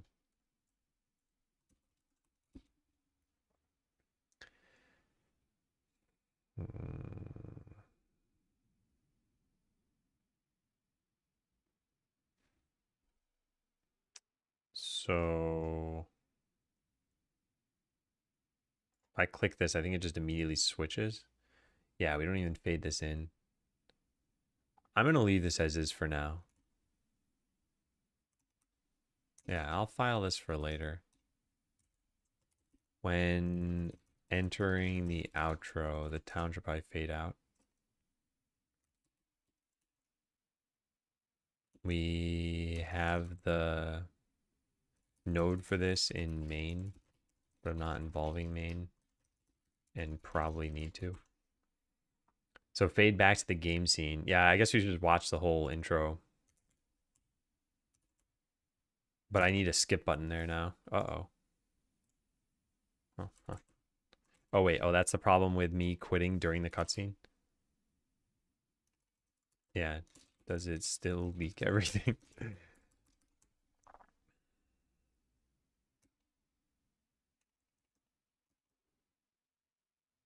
Oh, yeah, this too. Oh, man. This ended up being more than I thought. All right, so a skip button. We have one in here somewhere. Yeah. Skip cutscene. And what do? We just put it at the bottom? Canvas layer, skip button.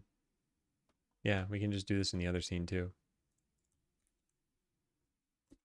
All right, so outro has a canvas layer. No, outro antidote has one. Yep, there it is. Okay, so let's put this above the letterbox. I want it in the exact same position it was over here. So it should have the same anchors because I copy pasted it. Position 31,007.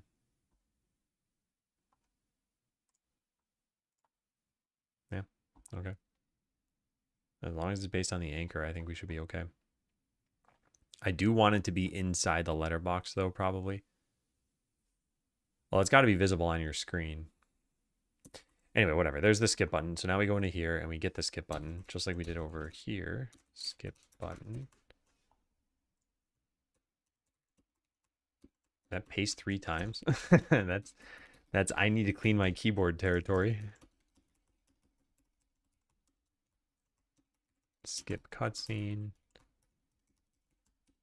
And there we go. So it has clicked skip once.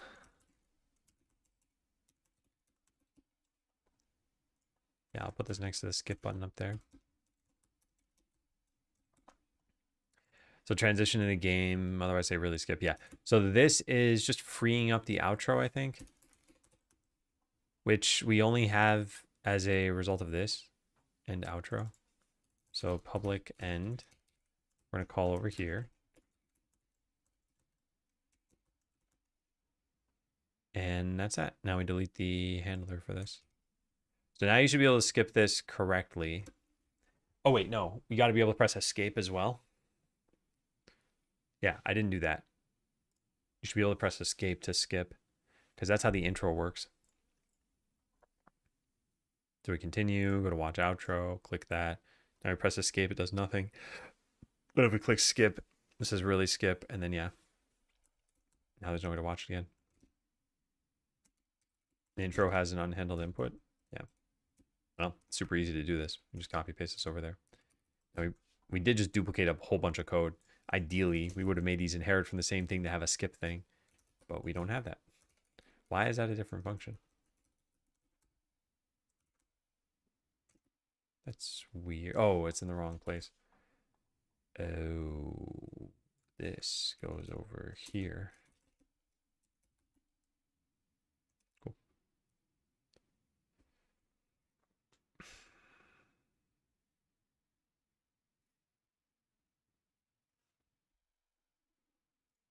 All right, now I think we're fine.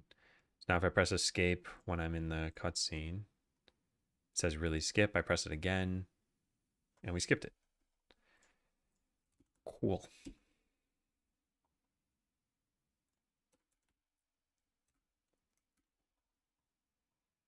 All right. So, yeah, let's go watch this as though we're actually like in the game doing this. I'm going to turn on the sound. It's a little bit loud for me. Yeah, it's fine on the stream, I think. All right, so you're playing the game, You go and play against this thing, and you beat the snake. So this is not actually the snake, but imagine we win the battle. then this pops up. You just found your first antidote. Coincidentally, I think I see someone in need. I'm gonna turn this up a bit and we hit watch game outro.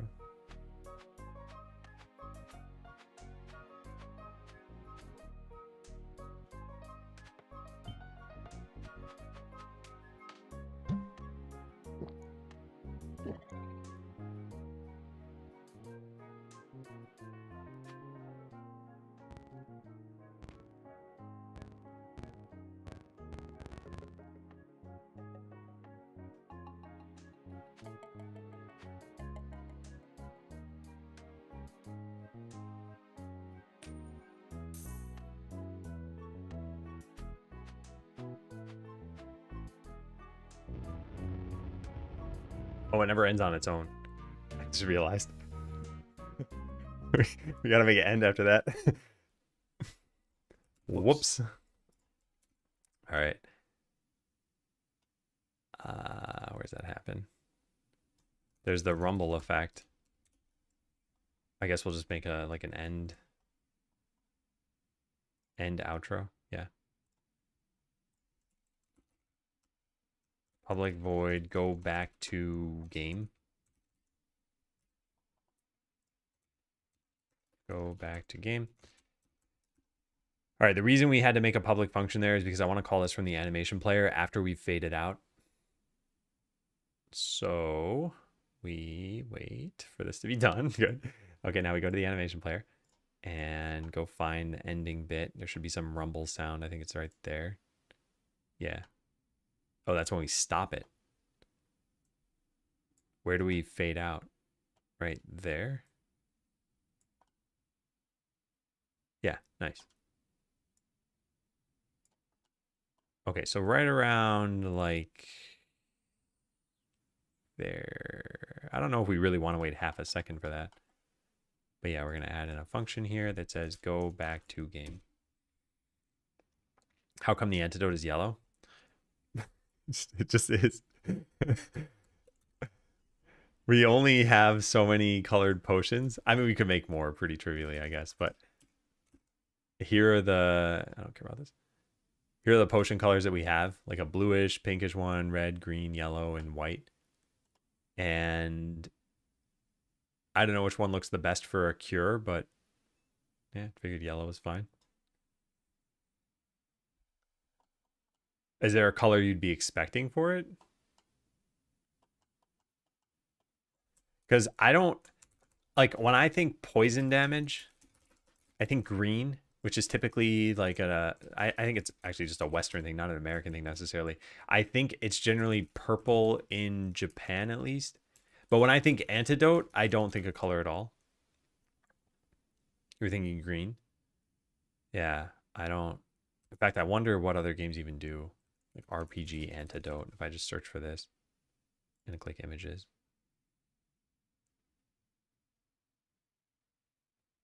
Yeah, I don't know. We need to like search for specific games probably.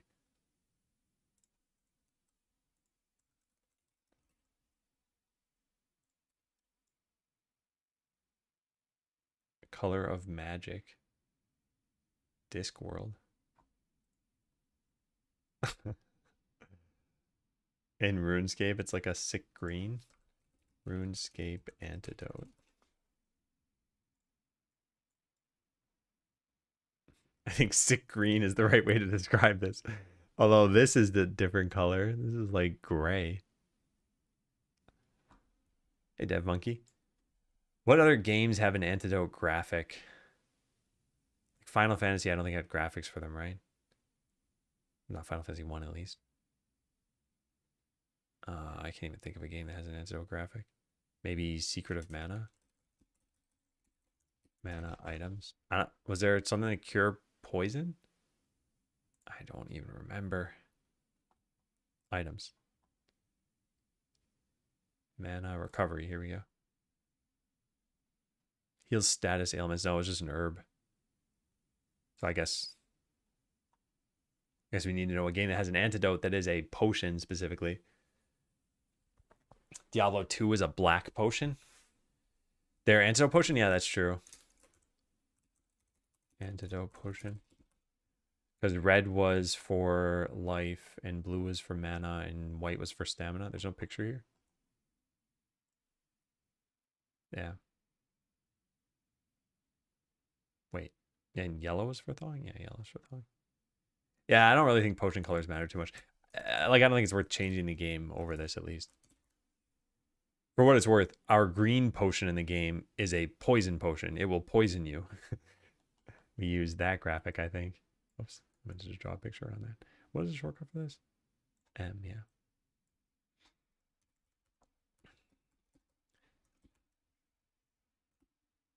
All right, so fade back to the game scene. We just immediately show you the game scene again. We probably should have a fade back in, though.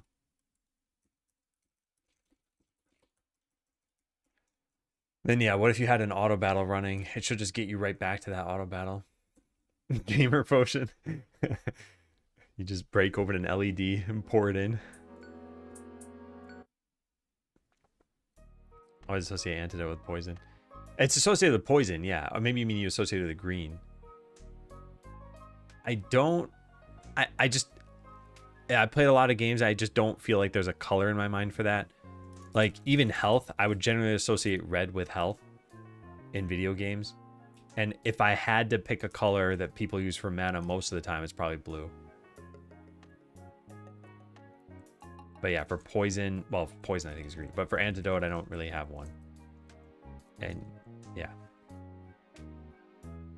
And I think in general, like, I wouldn't try to buck trends in what colors people expect at this point. But if there isn't one, then I'll just pick one. All right, so what are we doing here? Oh yeah, we're gonna try to start an auto battle. So let's get the town hall and auto battle and start a battle here. So a battle is just gonna be going on. And we're gonna wait till they're about half life. And then we're gonna click watch game intro. There. Now, when I skip this, that bat should still be at half life. Yeah, perfect.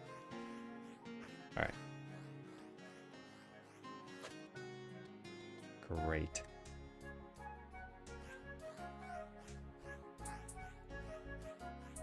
Yeah, great. Whew. All right, so it's finished. And then pressing Command Q while you're in the middle of the outro, does it leak everything? So we need to know that you quit the game, which right now I think only town gets a notification for that. There's some like notification for quit. Where is that? Maybe it's in main now? Quit. Ah, here. Yeah. So I think we need to get this inside of the outro.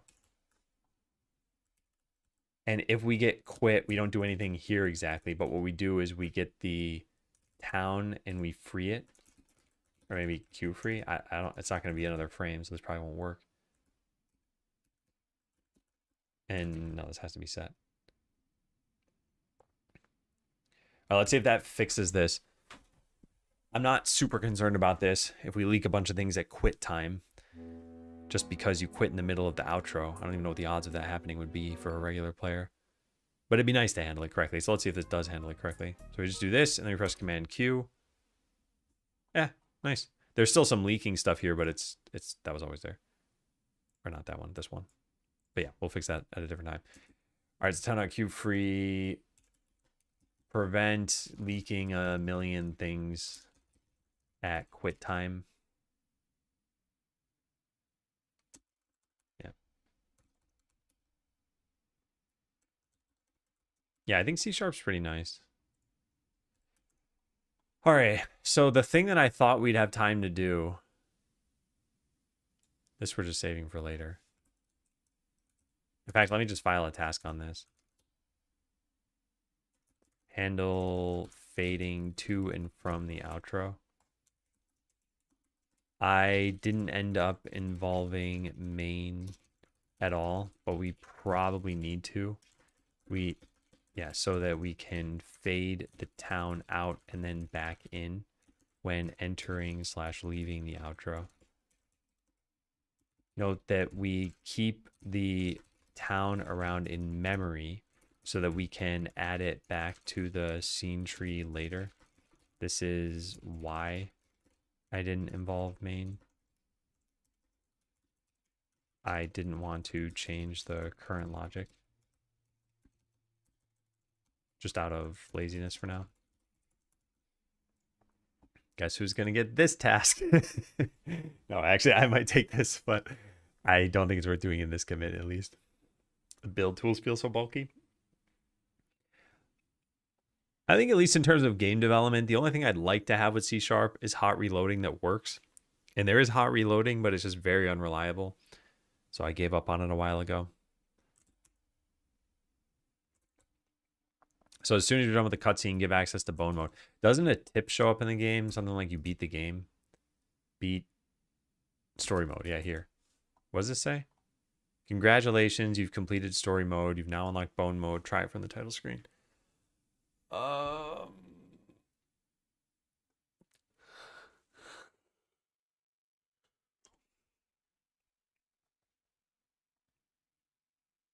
Yeah.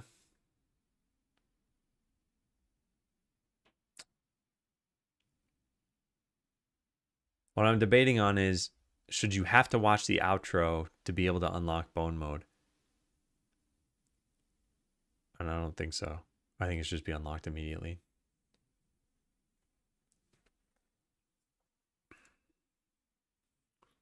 Yeah, it should be unlocked immediately. So then we wouldn't do anything about this? Yeah. Hey, P. I'm doing well. How are you doing? How's your Tuesday going? How's your end of 2025, which is crazy to say, going? All right, so mark that you watched the outro. We did that. This is just going to be const string watch ID. Do we capitalize this?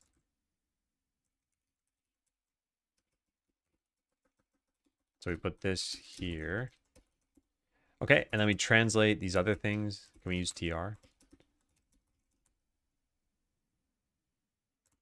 Yeah, and this is dialogue. I don't know what I called that. Dialogues. NPC dialogue. NPC dialogue.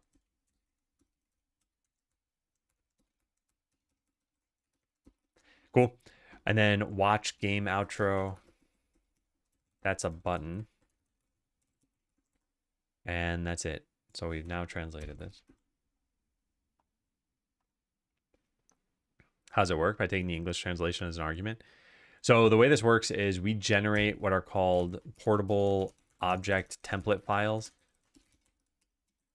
So that string, I'm not going to find the exact one, but I'll show you a similar one. So here we have scripts.pot. So maybe there's like a build button, right? So here is, yeah, here is the message ID that we typed in. So the call would look like build. And then it has a context of buttons. So the call would actually look like this. And then what happens is a translator will see the English string for this in our UI that we have. So for example, we search for, oh wait, I made a Weblate thing. I can just do it this way. Weblate build. Yeah, so one of these, unfortunately, I don't know how to find exactly the word build. There's probably a way to do that. But yeah, anyway, so it'd be something like this, right? You'd find the string and then you'd translate it to whatever language you speak. So I might click Japanese here and type out the right string for that and just hit save. And then that'll get saved to a Japanese portable object file, which then we'll pull in the game if we notice that that's your locale. So it looks it up by the English string and then uses whatever language you have. So I don't think we're going to do this. Yeah.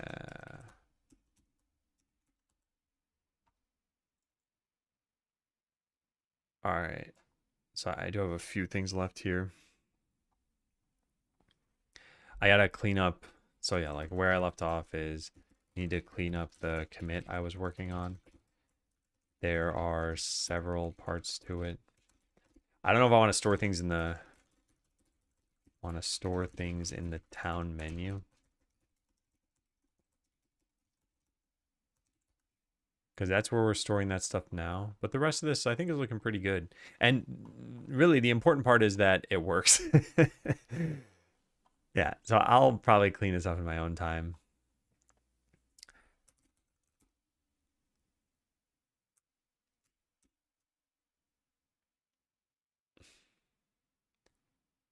takes a long time. Okay, so worked on transitioning into and out of the outro. Added a skip button. All right, so let's take a look one more time at what was done here.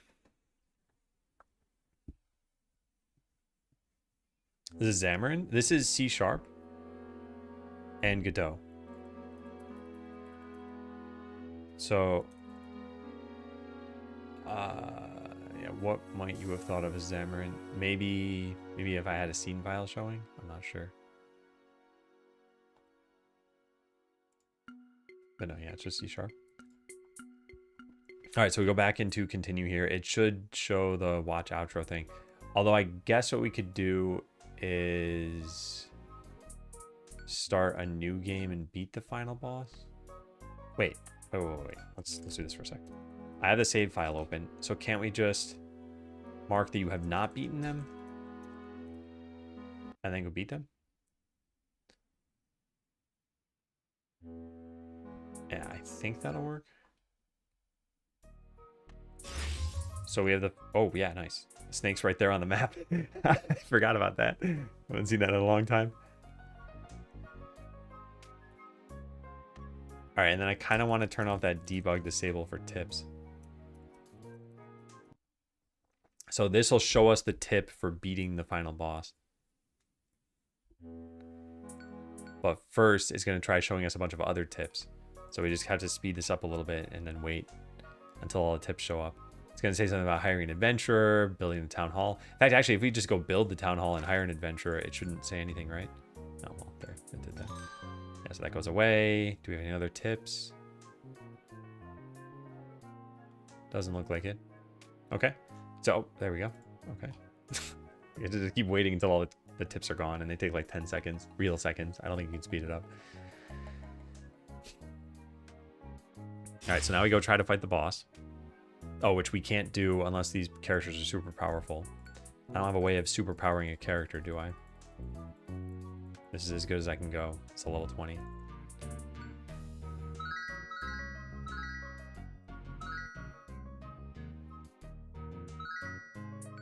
Yeah. I can only cheat in certain ways here, so it doesn't mark the boss as being completed.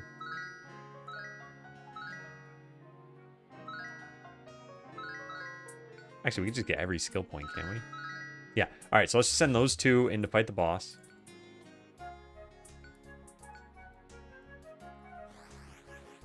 Oh, we're not invincible. Now we are. All right, so they'll take their sweet time.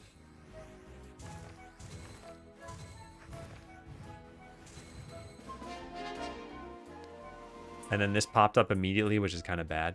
Elite defeated. You have finally avenged your own death. Yeah, now that I see that, I think this should be on a delay. At least like 5 or 10 seconds.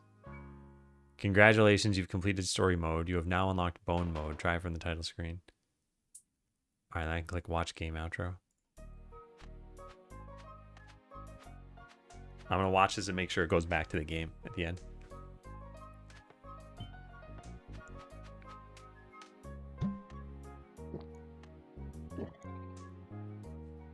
I can't press escape or, yeah, okay, good.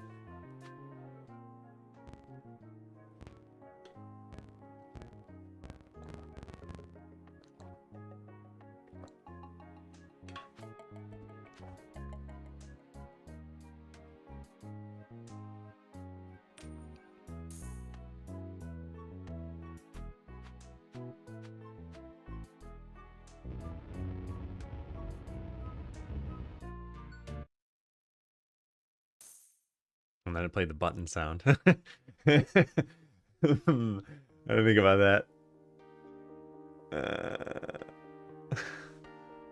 Game of the year? I hope so. I sure hope so.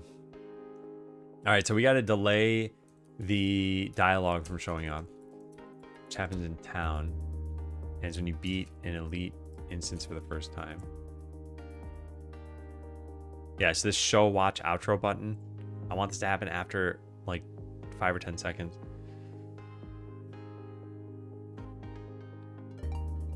Or well, show dialogue immediately could just be show dialogue eventually. I guess this could handle the complexity of that. Show dialogue after delay. So can't we just await a get tree signal, whatever, this sort of thing?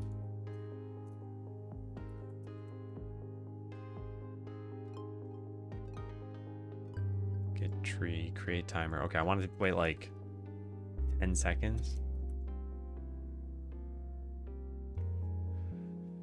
2025 didn't end that well. The beginning was good and I learned a lot, but the second half was messy and I lost momentum. Overall growth was probably around 30 to 35%.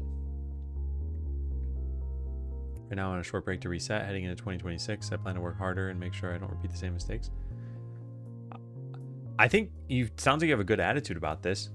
And I think sometimes that's as good as you can hope for.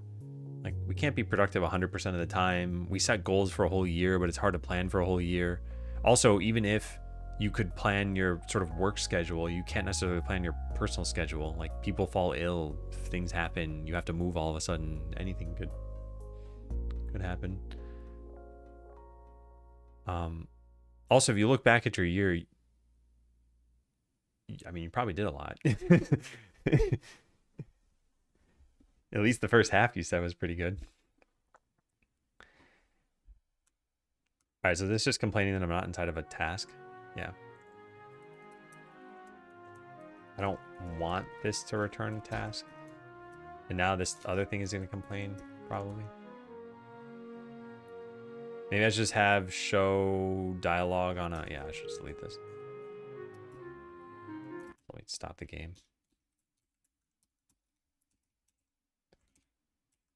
Private void, or private async task, show watch dialogue after delay.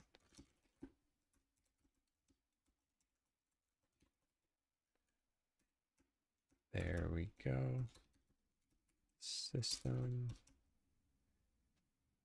Okay, so now it takes 10 seconds for that to show up. So we would need to undo the save file.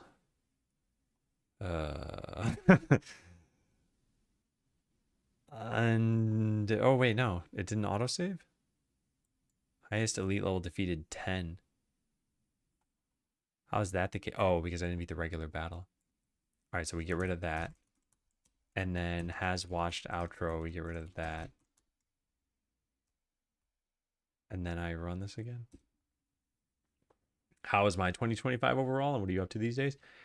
I think 2025 was pretty good.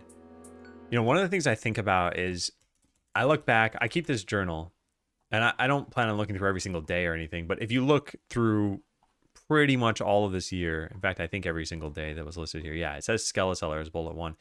Like, I've been working on the game pretty consistently, and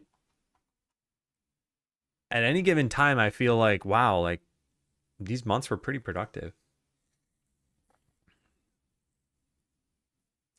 And if we sum up by just kind of looking through this, so June of this year was Next Fest. And then post Next Fest, I worked on replayability. So we spent a lot of time on Bone Mode. It was like 3 months or something. And since then, it's been prepping for launch. So we've worked on a lot of little things like controller support and localization and the outro that we're doing now and the rest of story modes content. We made another like 6 bosses. I think it was exactly 6. And we made another bunch of locations. Wishlists are actually, I think, kind of trending downward, which is unfortunate. I haven't been marketing the game lately, but if you look at any given day here, like today, for example, 4 people removed it from their wish list and 1 person added it. So it was -3 over the course of the day. I'm not sure why so many people are removing Skeleseller. Because, yeah, any given week or month, it's like a bunch of people. Like in a week, 35 people removed it. In the last month, 147 people have removed it. Like a lot of people are taking it off of their wish list.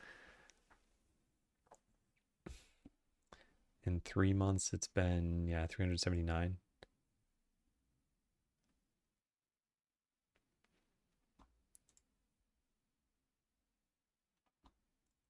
Hey, Jockman. Dope things you do? The game? Yeah, like I said, I'm happy with how 2025 went. I was just talking to my wife yesterday about like what are our 2026 goals, and I said my number one goal is launch Skeleseller and try to make it great. And then my number two goal is start a new game. But this one's based on whether the first goal goes well. So if Skeleseller's like, oh my God, it sold 1 million copies, I'll probably just keep working on Skeleseller for a while. And that's okay. I'm not going to feel like, oh, I wish I got to start my new game.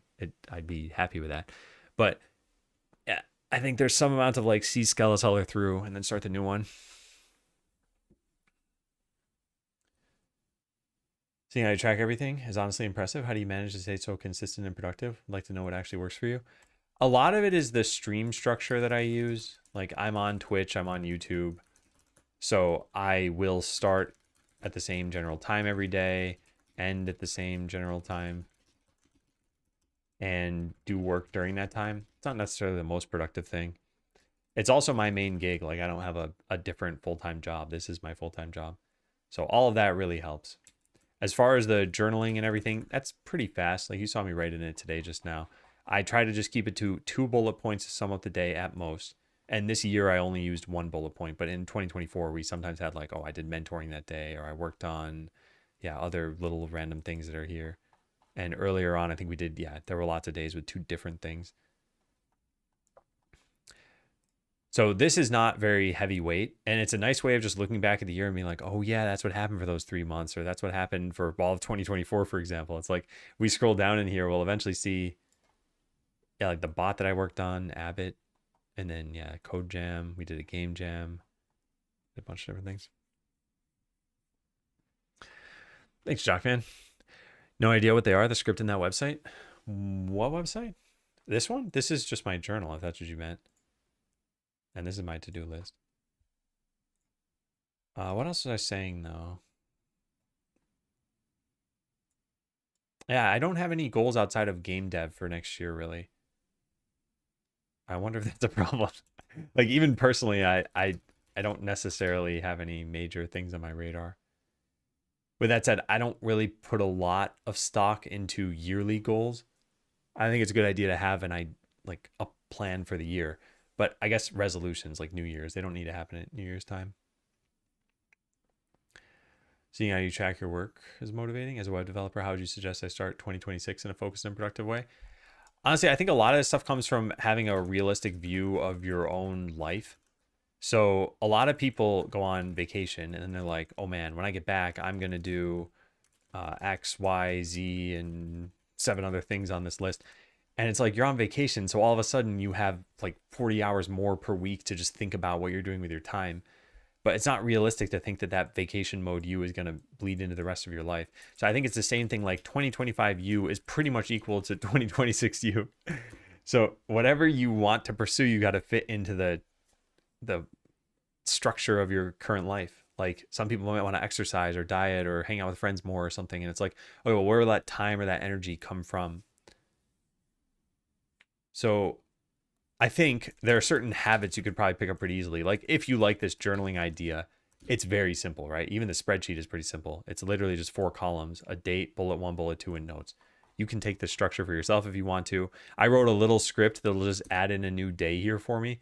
But even then, if you don't want to write a script, just right click, go to add row above, type in a date, copy paste, whatever you had from before. Like this stuff is all easy enough to do. This is not something that I think is going to drastically change your life either, but it's like a nice thing to have. So if let's say you want to focus on organization, I think just like start taking more notes, like start thinking about what you benefit from in terms of notes, and yeah, just kind of start those processes. So I hope that doesn't sound like a cop-out answer. I think it's generally identify where there's a gap in your life and what you can realistically do to work on it, and then start working on it. And without knowing too much about your life, I wouldn't be able to tell you specifics. But yeah, you know your own life, so you'd probably be able to figure that out. What kind of bot did I make? Yeah, it was a Twitch and Discord bot. I know Kevin linked in the description there, so it's all right there. Read somewhere that just writing helps memory retention. Yeah, even if you never look back, writing stuff down helps. Yeah, I think so. And the other thing too is if you write your notes as though someone else will read them, then there's this expression which like I kind of like the idea of this expression. You don't understand something until you can explain it to your grandmother. Now, the explain it to your grandmother part, of course, you can take exception to that. But like the idea that if you can't teach someone else the thing you just learned, did you really just learn that thing? And yeah, there's sometimes where you would have learned it and maybe you don't fully understand why. But when you're writing notes and you've got that mentality of like, look, someone else might read this, it forces you to think about it a little bit differently of like, wait, why is that happening? Or what might I need if I look at this later? It's why in a lot of my notes, you'll see a reference link so that later on, if I'm like, wait, why did I say this? Or why did I write this down? Or what was I consulting? You can go click those links where you learned app development from. And if you don't mind, could you guide me a bit with web development too? Really want to get better at it. Where I learned app development from. So in my mind, I think of app development as like iOS and Android at this point, and not just necessarily like application development in general. The development in general, I mean, I studied computer science in college, so I'd say that's the bulk of where it came from, and then some amount of experience after that through jobs or just hobby coding. So that was my general path. As far as getting you started with web development, I think web development changes very rapidly. The last time I did web development was for Abbott. I used TypeScript and like Astro and some other stuff. And if you ask any person out there, like, hey, what'd you use for your website? You're probably going to see, if you ask 10 people, you're probably going to see like 25 different technologies and asking those 10 people. So everyone does something a little bit different with web dev. So I would just say like, what technologies are you interested in? Go look up some tutorials for that. Try out the text with a project. Let me teach JavaScript to my grandma. That'll go great. Hey, it might.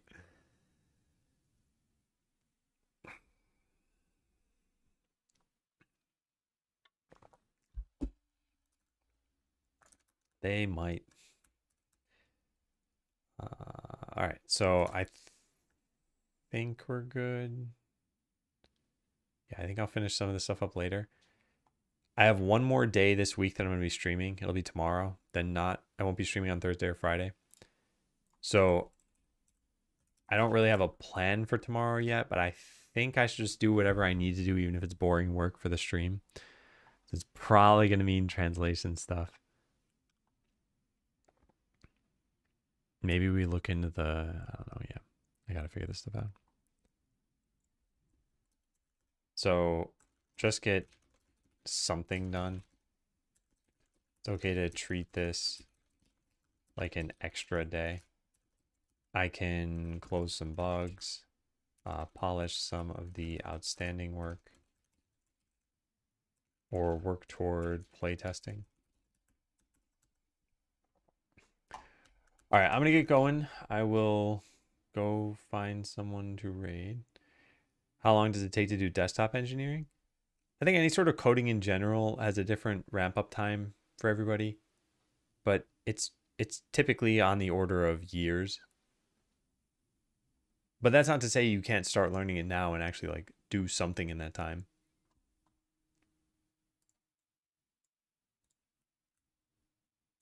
All right, let's go raid Cavino. All right, thank you all for watching. Like I said, tomorrow's going to be the last day this week of streaming, and it should be a full day. I'm going to get going for now. Hope everyone has a good day. Take care. See ya.